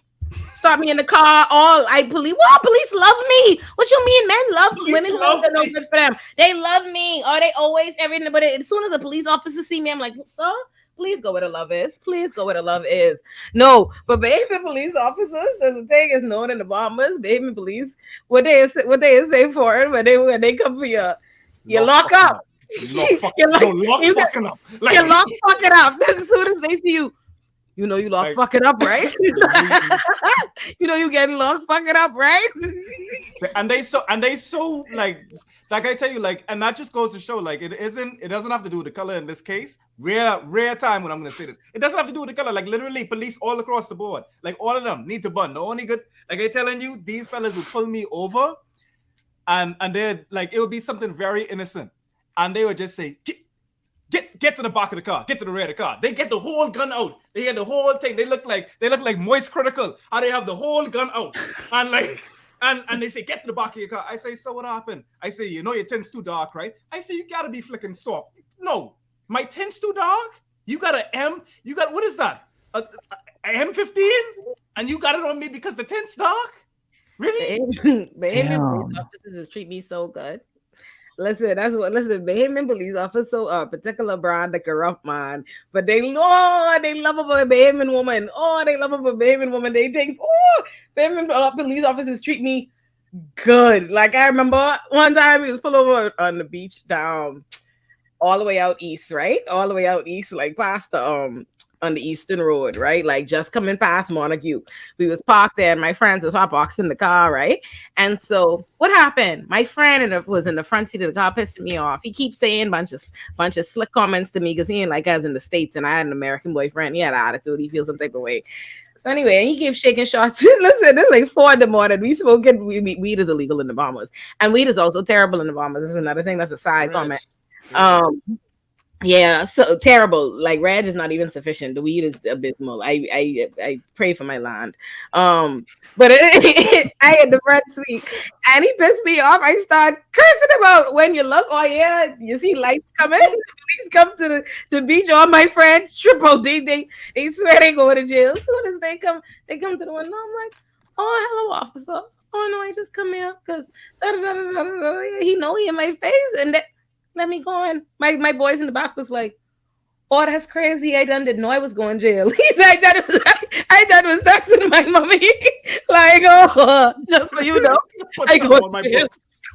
I go to jail. Listen, the police are so corrupt, but they day-to-day corrupt. They corrupt with everyday people. Like it ain't like, oh yeah, you might have to have a hookup, might know somebody. No, Bahamian police will get into a long-term transaction bribery deal with you at the drop of a dime. Like, oh, you some children I caught fooling around in the park. Pay me some money. You 16, but give me what you want. Shake you right down. I've had friends get bribed, but about to bribe the police when he was like 15 and big. The police. Oh my god. I just don't drive in other countries. Like I don't trust cops in other countries. So You shouldn't trust cops in your own Canadian country. police, I understand. Like I don't trust anybody, but like I understand them. I don't care if it's Iceland. I don't care where it is. Like I'm not driving on the roads. I'll take a bus. Listen. But yes, I'm sorry. We keep. This is gonna be Bahamian hour if y'all This don't is stop how. us. This is what happens. This is literally me and Blair, Corin all jump in. day. We can't even. Blair, what do we got? Yep. Right, Blair, we what's have a next? 10-minute audio note. Let's talk about Clarence Thomas and the greed that came out, the fraud. This corn. Blair, you don't like us, eh? You make us talk about Clarence Thomas. As I said, I took today off. Like I saw, so someone else has to intro this. I saw of this story, but I don't know enough of it to really. Okay. It's a really like multifaceted story too. It's a hard one to just talk about on the fly. But basically, I did a video on it today. I can. Then go ahead, Mike. Yep, I know that he's been flying around the world on big expensive trips, on big expensive private planes, living the high life on his 250 some odd K public servant salary. But the way he's paying for it is he's not paying for it. It's all courtesy of a billionaire Republican. Yeah, so right after Justice Clarence Thomas was confirmed to the Supreme Court, Harlan Crow, GOP mega donor, real estate magnate, basically became friends with him. And they got really close over 2 decades. He took Clarence Thomas on his super yacht, let him stay at his resorts, his ranch in Texas, took him on all these trips to Indonesia, around the world. And these trips, like individually, if Thomas and Ginny paid for it themselves, it'd be like some of them upwards of $500,000. But this happened for decades, and none of them were disclosed. Not a single one of them were disclosed. Now, the thing about the Supreme Court justices is that, their code of conduct says that they should avoid the appearance of impropriety. Should makes it pretty optional. But they do have to disclose these gifts that they get. Like members of Congress, they can't take a gift worth more than $50. And if somebody wants to sponsor a trip for them, they have to get that approved by an ethics commission.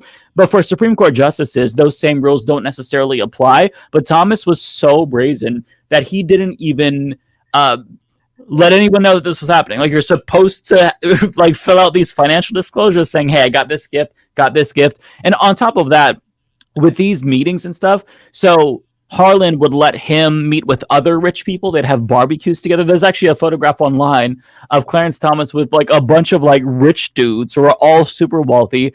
But we don't really have to worry about this because Harlan Crow claims that he's not trying to influence Clarence Thomas politically. So nothing to see here.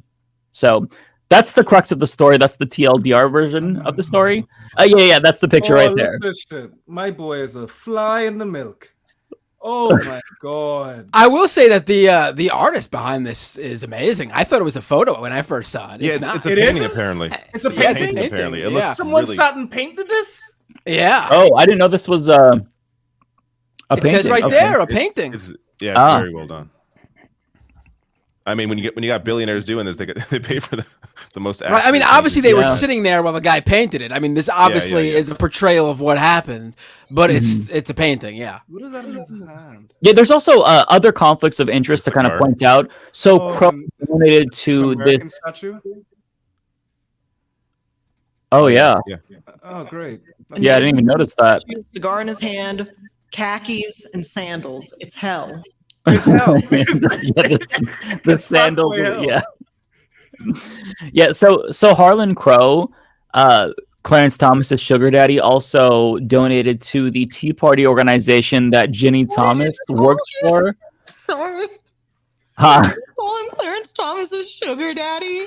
Yeah, Okay, thank you. I had to contain myself. No. I mean, look at this. Look at this place they stayed at. Like,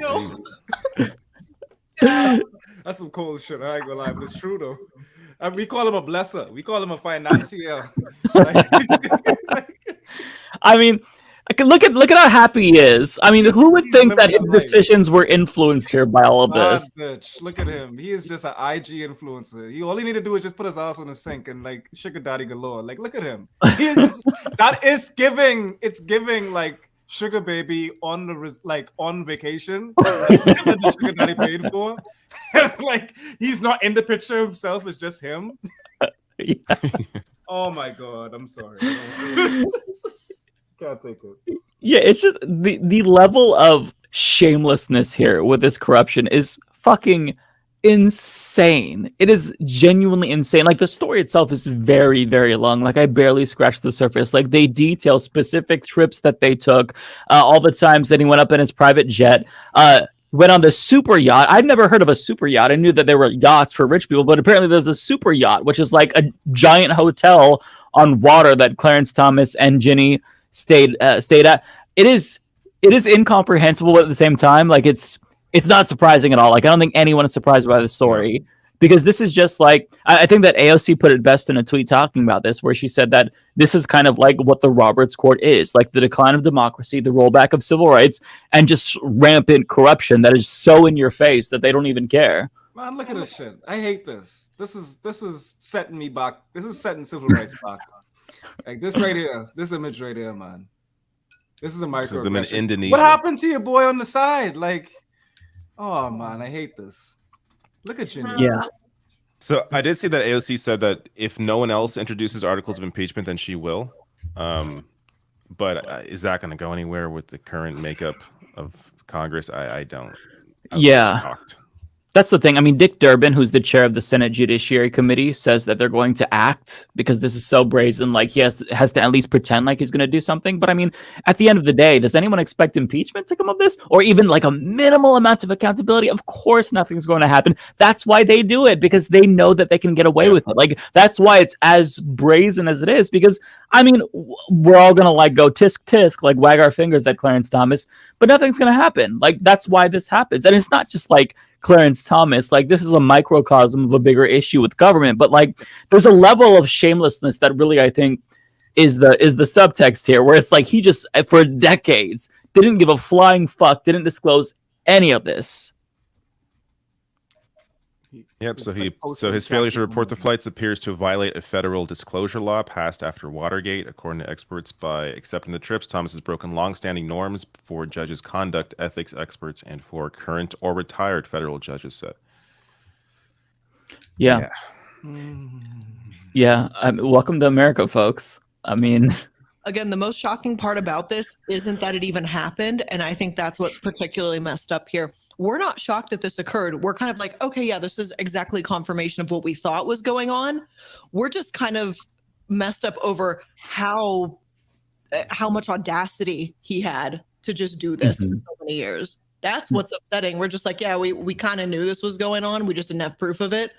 But wow, it was really bad. Like, this is sad.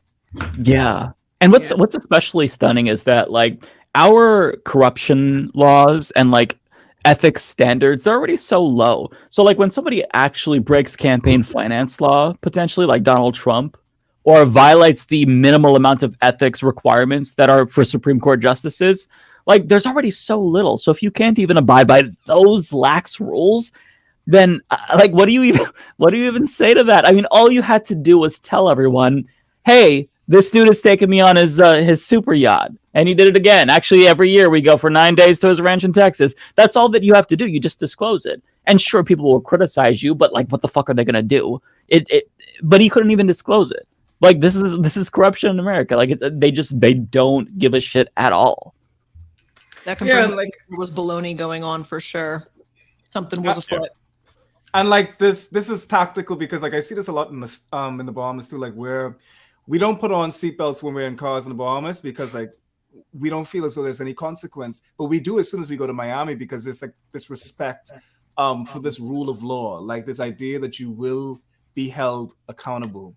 And I'm seeing like this, like just decadence coming, like this decline of rule of law being seen on a regular basis. And the danger of that is that it corrodes this belief in systems. I mean, you shouldn't believe it, but now you're getting this different, like this disenfranchisement on an individual level when they're saying, okay, my elected officials are being blatantly like just scummy, unctuous, like they're embezzling funds, they're paying off porn stars, they're doing all of these things. Ex-presidents are going to jail. All of these things are happening with impunity. So I mean, like, why should I like even believe in the checks and balances? Like when I came to the States, the thing that we always talked about is just like, oh, like checks and balances, like the States is so efficient and like things are just done so above board and behind, like over the books. And the Bahamas is just like, we don't like to, like, there's so many, as Alami was saying, like there's so many bribe systems, there's so many different transactions that happen that are not above board. And really, it's not that it wasn't happening in the States. It's just like now it's become so quotidian, so bold and brazen that you can't even say that. Like, and that's why it's so silly when like Americans like criticize banana republics talking about their free and fair elections when you all see what happening. Ain't no January 6th over here. Like, I mean, like, ain't none of the shopping. We have free and fair elections with very great political participation. Bahamians have incredibly high voter turnout. Bahamians vote. Crazy. Bahamians, like, we have like ridiculous. 80 or 90%. 90 Is it compulsory? We're in the 90%. No. Not compulsory, and it's that high. We're in the 90%. Bahamians do not play. Bahamians Wow. take our political party. PPLBF for them like a blood oath, like Gryffindor versus Slytherin. They showing up, they voted. And that's a big like rally season. Bahamian political rallies is like a thing. Like Bahamians go to rallies. Like it's a big political. Is there like a day off to vote, or like a couple days of voting, or is it the same as the U.S. where it's like one working day to vote? One working day. Like no, when it's time to vote, is it like a day off of work, or I think that we just like kind of have like a tacit agreement that we're gonna take off the vote. Like even if you're in on the clock at that time, like civil servants will do it. I know I got mine somewhere around. I have my old voters card. I've never got to vote. I've never gotten to vote a day in my life because I've never been in the Bahamas to vote, and I live in the States and can't vote. But my mommy made me get a voter's card because you see what I say about Bahamians. So let me find it so I could show it to you all. But But that's this thing, like, and that's a pernicious nature of seeing stories like this, because what ends up happening is that on an individual level, you get the systemic malaise and just distrust in the system to the point where it facilitates not only riotous action, which isn't necessarily a bad thing if you have the right one behind it, not January 6th, but more BLM, more protests that actually are advocating for progressive change. But instead, you get a different type of response, which is just apathy, political apathy, just like this general, like almost like a nihilist doomerism that you have, where just like, oh well, there's people that can, there's people that can't. I am one of the people that can't. I'm just gonna go back to work, be stuck in traffic all day, breathe in the smog, go to my soul-crushing job. I really wanted to go to film school and become the next Spielberg, but instead now I'm making someone else's dreams come true. Get off at 5. I'm so tired that I can't even think about the political systems that govern me, and then I crawl in bed, eat some ramen noodles, and do it over the next day. It's all designed to like be extremely soul crushing. I would want to look at numbers of like smaller nations and their voting and how much they vote, because I feel like you would have more agency, or you would feel like you have more of an impact in a smaller country with a smaller population than somewhere in like the US, where you feel like, oh, you're one of 300 million people, is it going to make a difference if I vote? Meanwhile, if you're like one of 1 million people, it's going to feel like that vote is going to carry a little more weight. But that's the funny thing is, I think what it is I think it's less about weight and it's about knowing, like closeness and knowing people. And I think and I'll show you how I think it impacts us positively in terms of voter turnout, but negatively in terms of activism, all right? Because in terms of voter turnout, Bahamians know who run in our country. We literally know them. We know who the politicians are running. We know their families. We know them. It's very tangible to us. It's very real. Like we see the prime minister and then we go to school with like our last prime minister's son was in my class, and he's like we know these people. So that politics is local. Yeah, so that makes us turn out to vote, right? Like I only from Nassau, which is the capital where all the parliament and everything is from, is 21 by 7 miles long. We know the people, so that makes you turn out for voters. But when it comes to activism, there's a thing in America or in big countries, it's so big, there will always be, even if you're in the minority, there will always be a bunch of people. There will be some with the internet world. You could create some kind of community online. You could insulate, you could have different kinds of hubs. America's a huge place. You could live in New York City versus Ohio or the Mississippi or wherever it is. You can have that guy.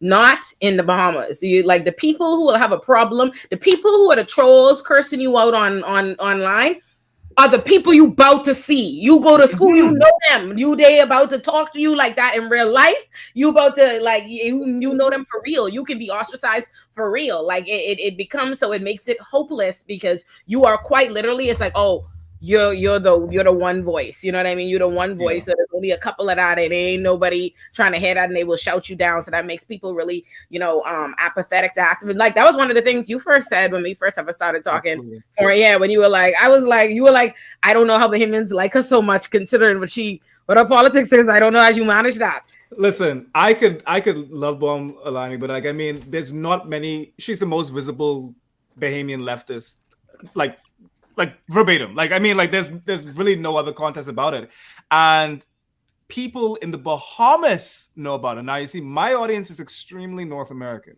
Like my people in my community, like I'm preaching to the choir. Like they are used to my takes. They're used to the leftism. I'm not saying anything too revolutionary to them.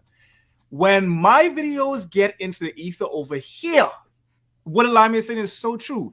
If I was not a big black man with a beard that does MMA, I would be in tangible danger on a regular basis for literally just saying that trans women are women, gay people don't deserve fire and brimstone, and you deserve not to die inside your hospitals like cattle.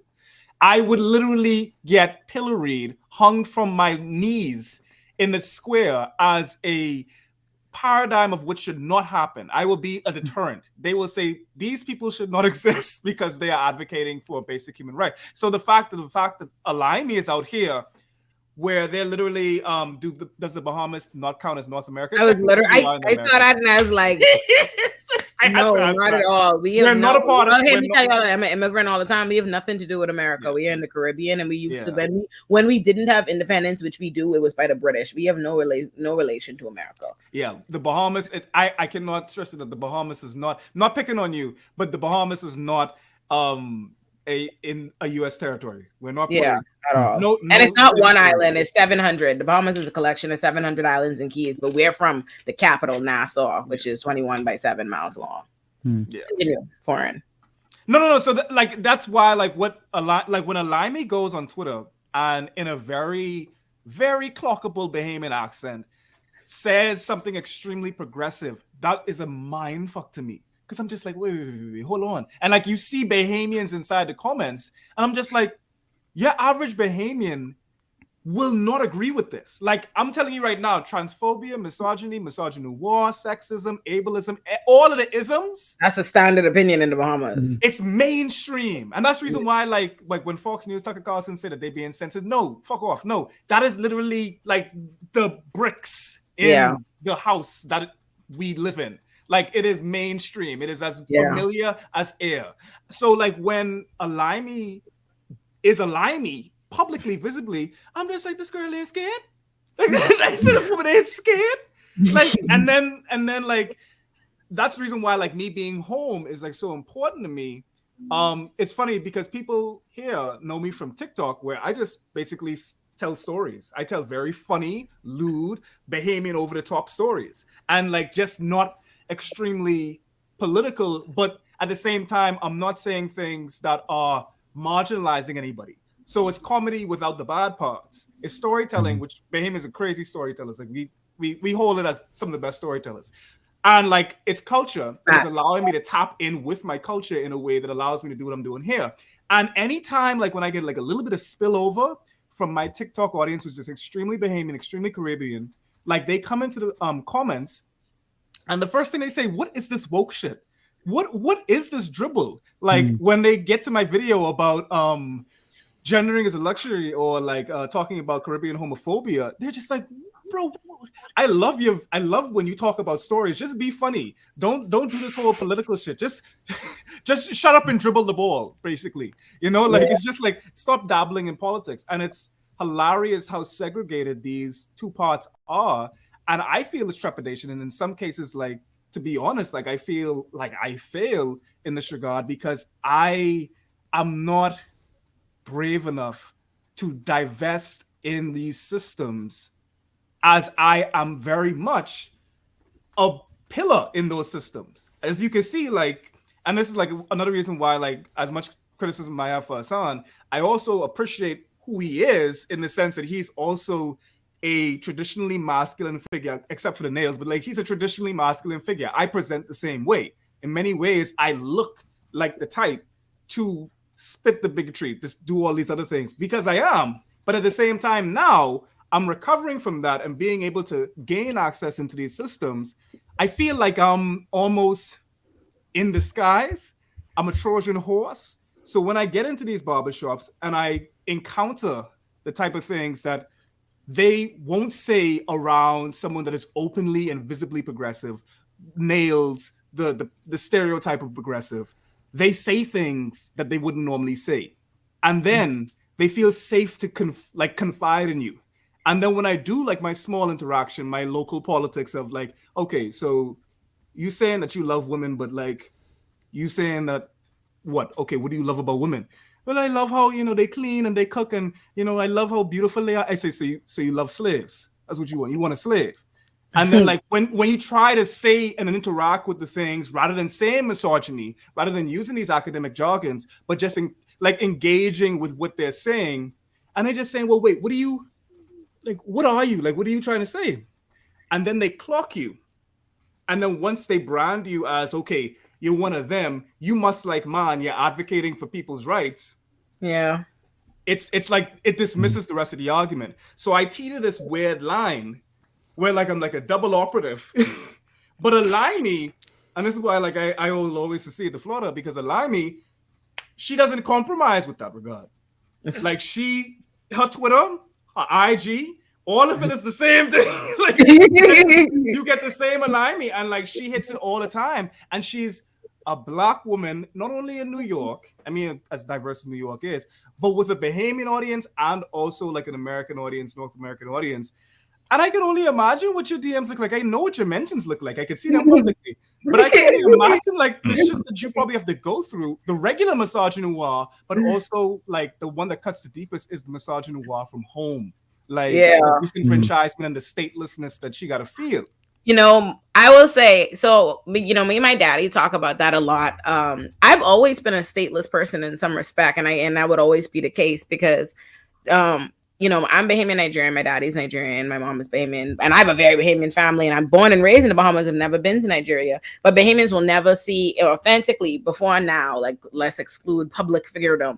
Bahamians will never see you as a true Bahamian. Your name, soon as they go, what? What's your name? Why your parents name you that? What is that? Your daddy is a what? Is an African? Are your mommy? What? Yeah. That's how Bahamians are. Bahamians are like that. Very, very, very xenophobic. So it was always like that growing up. And then I went to America, where now I'm immediately I'm always a different thing, a different of some kind or some perception that isn't mine. So I've always known what it is to constantly be stateless and occupying like another person's space and having to be aware of that perception. And I think that plays to my advantage in some respects now, because because I've always I know I'm not that, and I know how, you know, what certain things are perceived, right? Like especially with Bahamians love me. I know Bahamians really well. My Grammy's very Bahamian, and growing up, there are only a few Bahamians that ever get to be on like an American or international stage.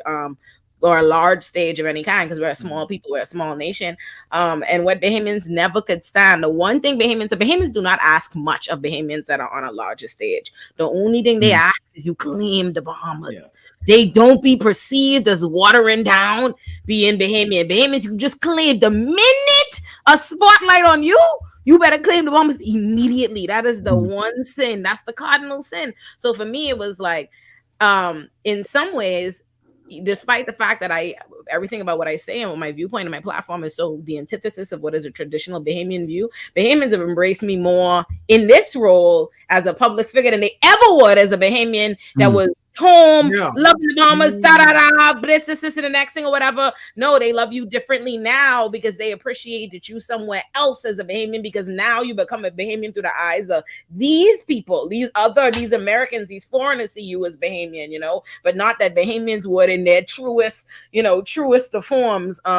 So yeah, that's kind of the way. And like, you have people like Sidney Poitier. We have like a lot of notable Bahamians. The Black National Anthem of the States is written by a Bahamian. You like Sidney Poitier is like one of the most prominent Black actors in general, but Black actors ever. Like literally the like seminal Black actor. And at the same time, like one thing that we've always criticized Sidney for is that he didn't do enough. It's just like, we need the Bahamian representation because, as far as we understand, for the most part, like to the outside world, we're just seen as a tourism spot. We're just seen as a place to vacation to, but not much about the culture. Everyone's heard of the Bahamas, but not Bahamians. That's a beautiful way to put it. I saw someone ask about if there's gay marriage in the Bahamas. Unfortunately not. Unfortunately not. Absolutely not. You want I'm them curious.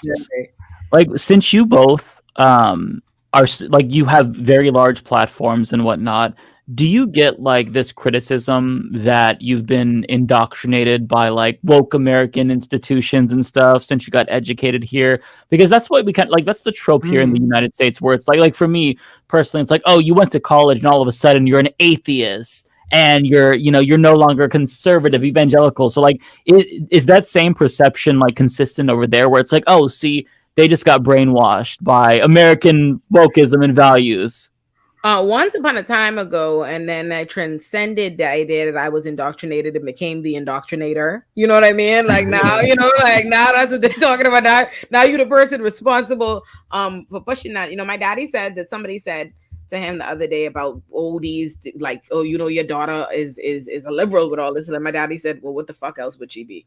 He was like, he's like, well, what else would she be? Like, reasonably?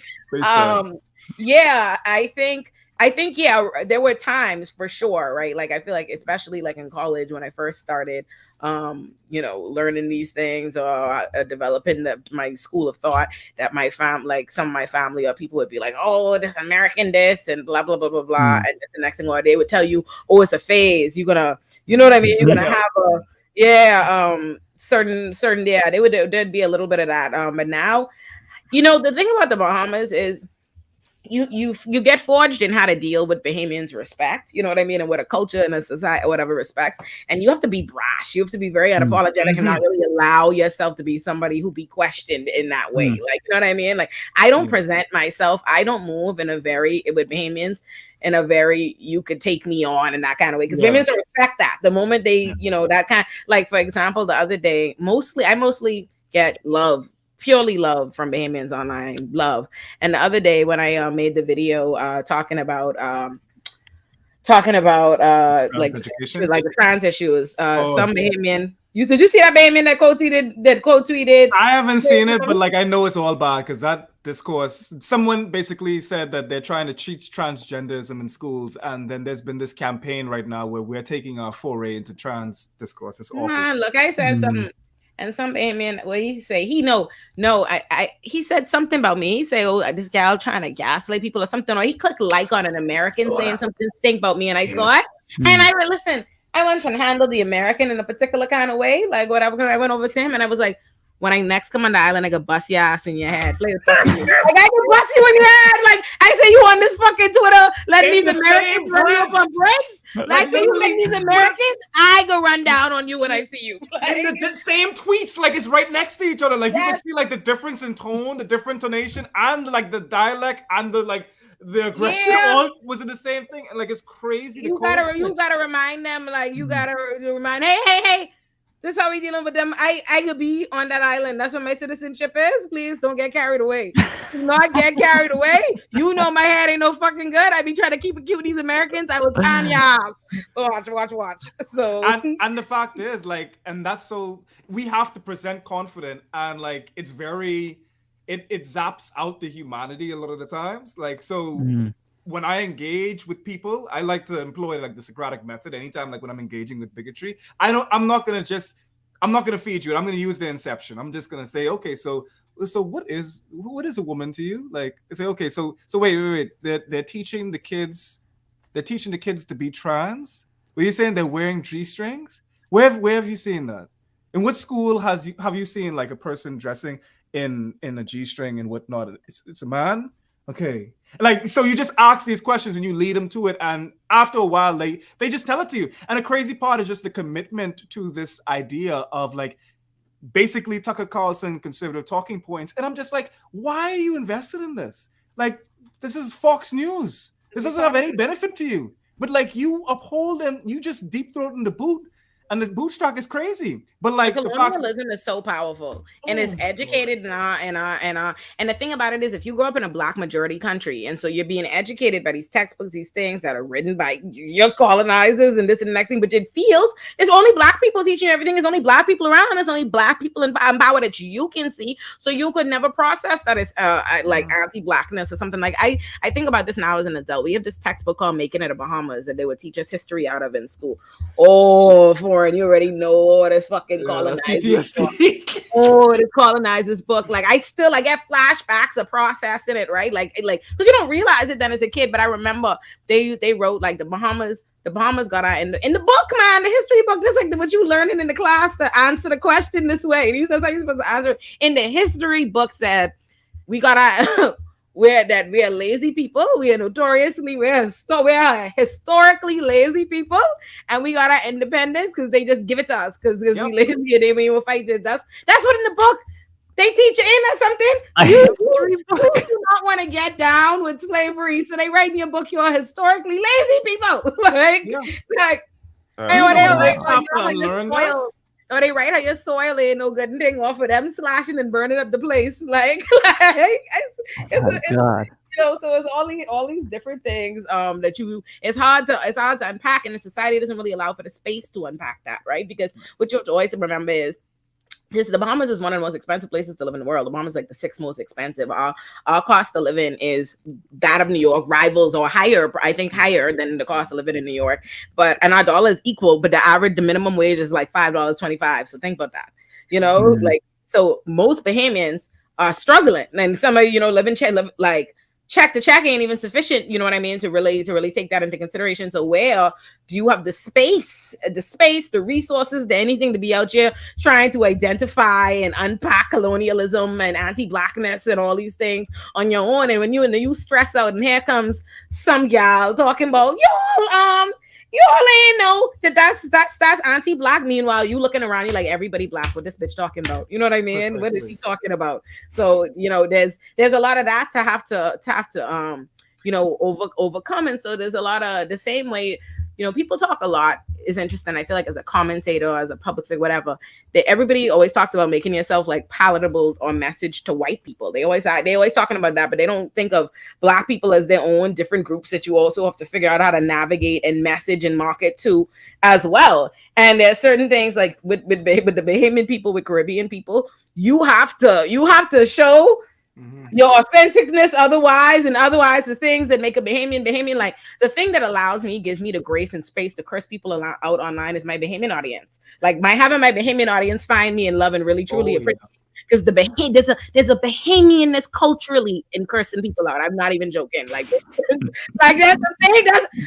I could show you our prime ministers telling people about their ass on video. It's a thing. We Bahamians will cuss you out. It's not. I am not special in that regard. Like that's very Bahamian. We love that. So I remember like there was a time when I first started getting like my following got bigger, and that's when people have a lower scrutiny.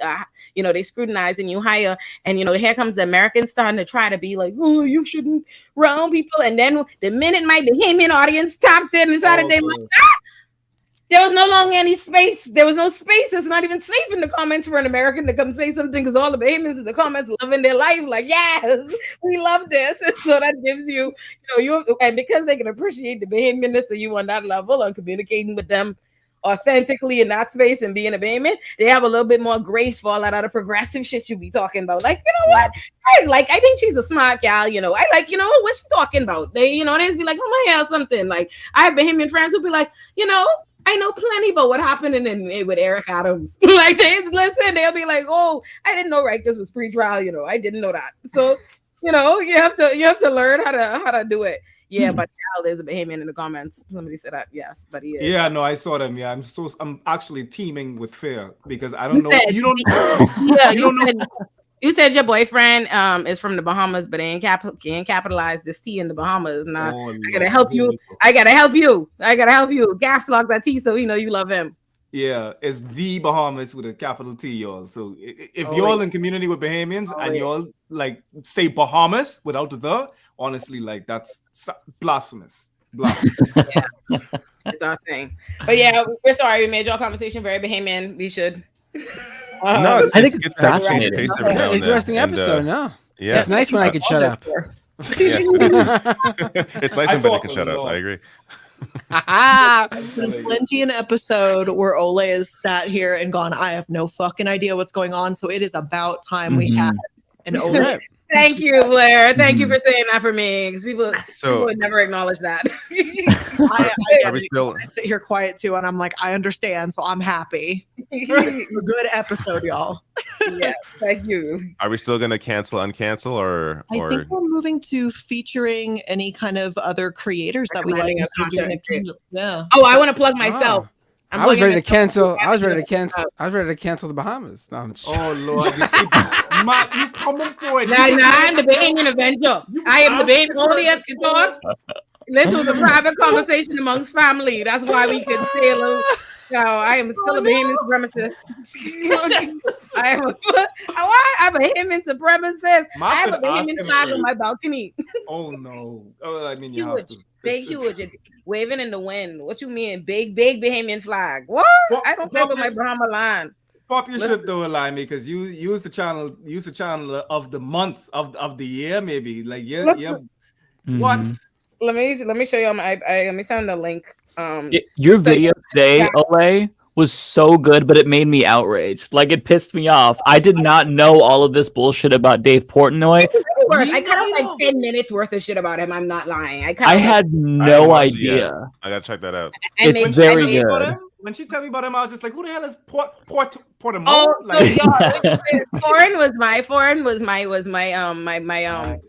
my ghost guru on this episode, right? Me listening and taking YouTube notes, right? And so we had a whole back and forth because I had him like approving the thumbnail and stuff, and originally I had Portnoy on it, and Ford is like, who the fuck is that? I don't know who that is. Don't have nobody. You would put people that people know. I was like, I swear to God, Foreign, this is a famous man. I was like, Foreign, this is one of the leaders of white bro misogyny culture. He's like, babe, if you say that's true, but I don't know if I believe it. I ain't never seen this boy in my life. And I was like, man, telling you, Foreign, I've been surrounded by the white people. He didn't know him. Who is this nondescript white man? Like, I said, like, who is this? He was like, I was like, you know what? I just gonna listen to you and take about the thumbnail because this Foreign. I say, he's like, please just put the white girl and the black girl that people will see it. Girl up inside please put that. I mean, it's begging for it. Like I said, it need to be in the thumbnail. Like, I put the link in the Leftist Mafia if someone want to put it in the YouTube chat.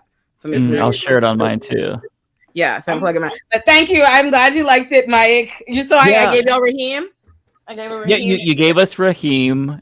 You also, I love the way that you break it down, because you were like, yeah, it's sports. They don't know about, women's basketball. I don't know about fucking women's basketball. So I'm like, okay, since she's on that level, I'll get it, because I don't know shit about sports. I don't follow it. And so, yeah, like I saw the GIFs of like the girl doing the little gesture that people were freaking out about, but I didn't know the context for it. But yeah, after watching that, like, I hate white people. Like,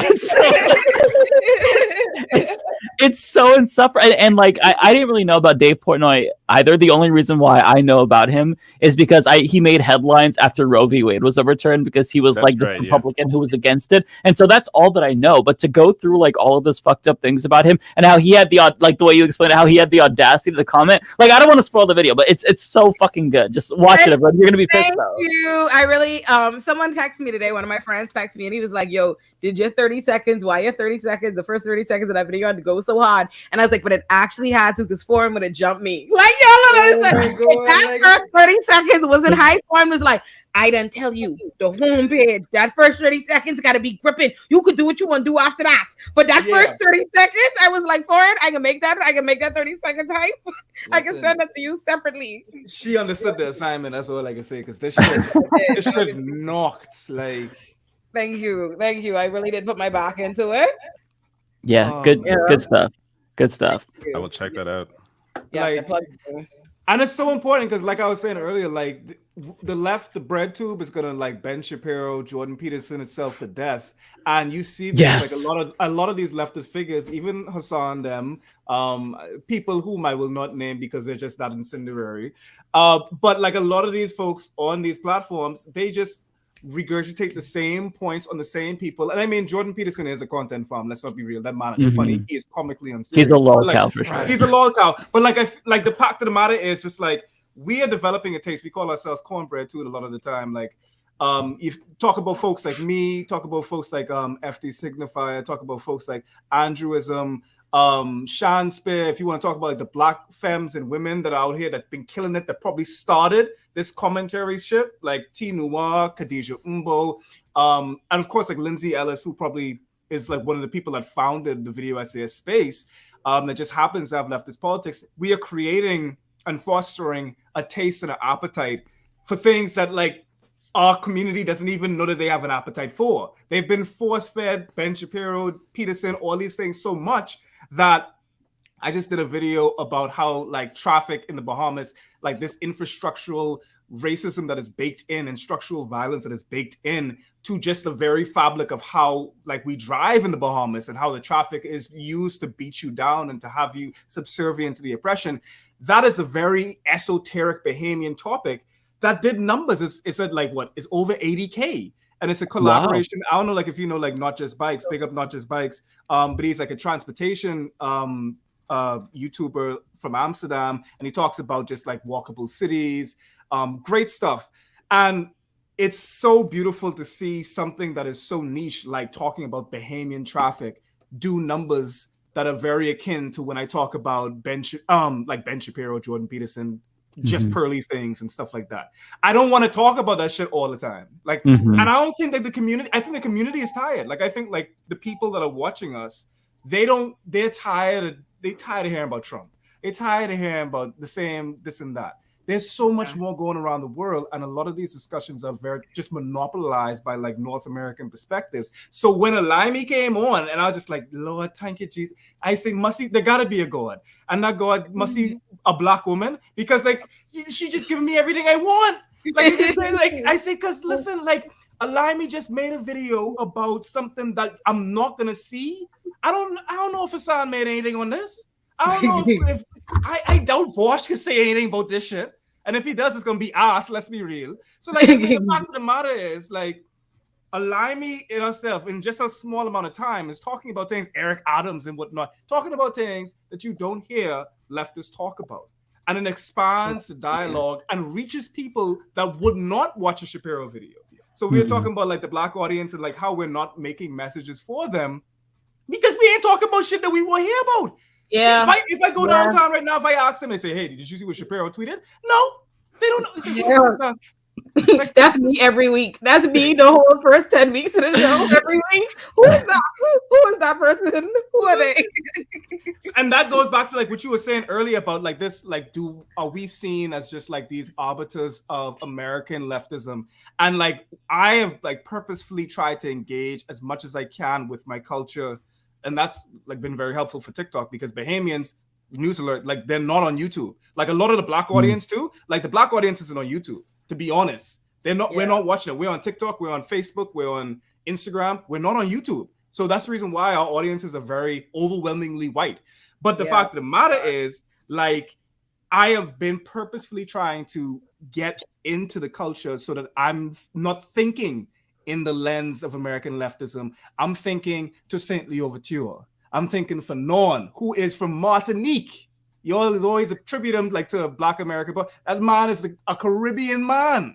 Thinking Richard, like you see, like there's thought leaders and there's processes outside of it, and like I find that like at least my calling inside this whole space is to be as not American as possible, like to keep the accent, to make it dirtier, even to make you have to like listen to me at 0.5x speed in order to understand what I'm saying. I'm the same with Alimi. Like she's talking about shit that like you're not gonna find on fucking Vosh or some shit like that. Right. Yeah, I try to give a little Bahamian influences to my show, a little conch shell things that like Bahamians get immediately. Anytime Bahamians watch it, they text me like, oh, I appreciate that. Also, I didn't find my voters card, but I found my Grammys old voters card. So I'll show y'all that before we go. Name on there. Well, my Grammy is no longer with us, but y'all see how they look. Boy, yeah, it says this card is issued to the person named herein and should be produced when voting at an election. This card is of no value to any other person, and if found, should be handed in at a police station or government office or returned to the parliamentary commissioner. The card is property of the government of the Bahamas and should be surrendered when no longer valid. And to have your address, your signature, your picture, your poll in division, all So that's what they look like. So y'all got a little Bahamian. Y'all, this is y'all's Bahamian episode. Someone said that they thought I was doing a Chetang's accent. I come in to find you. What's your name? I come in to find you. Ain't no way. Okay, yeah, we have to let y'all people go to bed. We know David is very great. This is way past David. No, it's all good. Just one last plug. Plug your channel. There you go. That's my big block. Foreign channel is amazing. I particularly love his sassification in his new plantation video. Big fans. Like, you really like that sassification? I love that. I love the beginning of that sassification video. Like, show them the intro to the sassification video. Oh I love it. God. I love it so much. Play the intro. It's so fire. It's the third video. Yeah. Jesus, well. War and hunt. Now they want to hold you accountable. We in a sassy man apocalypse, y'all. What do y'all want from this? After signifier right there. Oh, because he was cursing so much, I couldn't even like take it off. What do y'all want? I'm tired of the sassy man era. Can y'all go back to building houses? Okay, I shouldn't laugh. Because to somebody, this is serious. I love calling men sassy. Their response be even more sassy. Like, girl, chill. My big and me them woman them and man them. I have a question for you. Is it gay? Why are you gay? To have a child. I can't watch myself. International. Okay, sorry. Foreign is like, oh, but yes, I love foreign intros. I wanted y'all to see that, so that's why I love the sassification video. It's my fave. So wanted y'all to know this is my plug, my friend. Oh my lord! And I got a plug foreign too. So I watched your video. I think it was the one about you were reacting to the thing we were all reacting to about Anna Kasparian's tweet. And there was a moment that was so unintentionally hilarious because you're like, okay, I tried to change it so I'm not like in the center so I could decenter myself. But then you flipped it so there were three of you on the screen. And it was so fucking unintentionally hilarious. I was having basically a trans panel. And like, I was in the center, and I was just like, I literally said, the problem with these debates is that cis people center themselves. And my chat, which is a very volatile chat, it's a hostile work environment. Like, they're just literally like, foreign, you're literally in the center. I'm like, fuck, okay, let me change it. So I'm switching it out. On my deck, and I make like 5 of me. I'm just like, God damn. Technological systemic like oppression, and like everybody's just talking about it. Someone in my chat says there's 2 white trans people on here.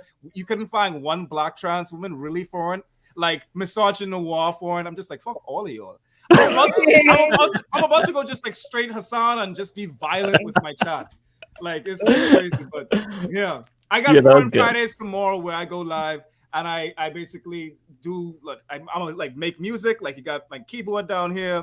I'm gonna talk a lot of shit. I'm probably gonna talk about Alami's video on Trump because like that's canon. I'm gonna talk about this Tennessee shit because I didn't even know about that, but I'm just about to regurgitate the things that y'all said because y'all said some good things. And I don't have to come up with anything unique here because I think y'all did it for me. So thank you. I'm cheating off of the work. I'm gonna change the language just a little bit. And and yeah, like I mean, this is amazing. Like I mean, between Leftist Mafia, the Surf Stem, there's like so much good content and propaganda, agitprop going out there. The agenda is in full effect. And, like I love it. Like it's so affirming to see just different representations of approaches to progressively moving this shit forward. Like it's humbling. I love it. Yeah. Awesome. Thank you for coming on. This was a great episode. I enjoyed just sitting back, listening, learning. Yeah. Most Bahamian episode yet. Thank y'all for sitting through this very heavily Bahamian dominated episode. I loved it. Yeah, thank y'all. All the fun. Will Bye, the big body guys. be here next week? The big body is always here. Maybe not in here, but the big body I can't take this off. I just built like this. Big body forehead. Big body forehead. All right. Yo, Night, take y'all. time.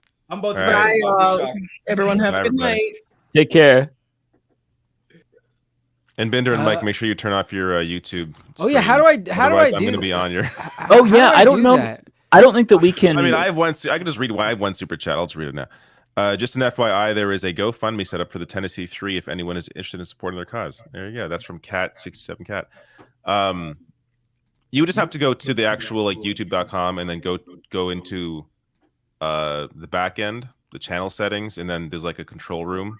I can't just do that. I can't just do that here, like in the. I don't think. I mean, maybe if there's a way, but I haven't seen what you guys. Yeah, I don't think that we can shut it off just on our sides. But I mean, I have a couple of super chats too. We could all just kind of read super chats. And Yeah, then just read your bounce. super chats. I'll just I didn't even think I'd do it. Hold on, let me go ahead. You guys go while I grab my super Yeah. chats. So I got $2 super chat from Lord Pepsi who says a trans pew pew stopped in Colorado. Thoughts? I don't know what that means, so I'm sorry. I'm gonna have to forego commentary on that. I don't know what that means. Yeah. I've got nothing. Incomprehensible. Thank you for the $2 though, but I don't know what you're talking about. Dynamic editor with $5 says typo in your description. It should say 5:30 p.m. PDT. Yes, I do need to update that. My apologies. I'll just switch it to PT so I don't have to change it whenever we do a time change. But thank you for the reminder. Let's see. Last one, Jay Dizzle with $6.99 Canadian. Bernie endorsed Webster and maybe her VP. Look up my other questions in the chat. Please keep up the good fight. Thank you so much. I will try to find your chat. And there's some trolls in my chat. People are saying I need mods. I do have some mods, but not enough. So if you want to be a mod and you follow me on Twitter, DM me and I'll make you a mod. I got 2 more chats as well, but Binder, you can go first if you want. All right, cool. I just lost mine. Go ahead. I I had it. I found it. West End Squirrels. These are all from West End Squirrels. A lot of super chats from this person. Thank you so much. I popped so hard when Jim Cornette, that's a pro wrestling manager, retweeted Binder for all Jim's faults. He is my gate K for blue pilling some of more chuddy coworkers, friends. Much love, guys. Would love to see a deep dive.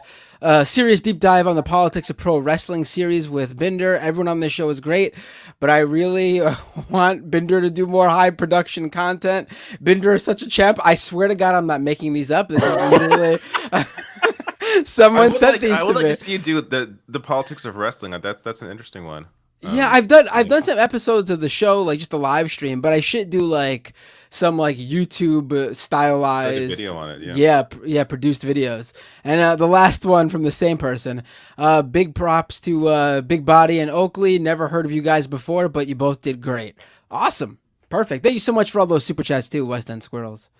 I got two more. Dynamic Editor says, can you edit your stream description to link to the commentators as well as link to the Discord? The reason why I haven't done that is because YouTube, it goes to YouTube and Facebook, and YouTube always screws the links up. And so I have to go in afterwards and add links. But I can, I'll do it at least for all the guests. But I mean, just search the names up. They're on the screen. You'll find Matt Binder. Search Matt Binder on YouTube. You'll find Mike. YouTube.com/Matt Binder. Super easy. Very easy to find Binder. Oh, and Stephen. You have more. Okay, I'm sorry. Yeah, I have one more. Lawn Gnome says, sports. How did the Columbus Blue Jackets go from Stanley Cup contenders to winning less than a third of their games in only a few years?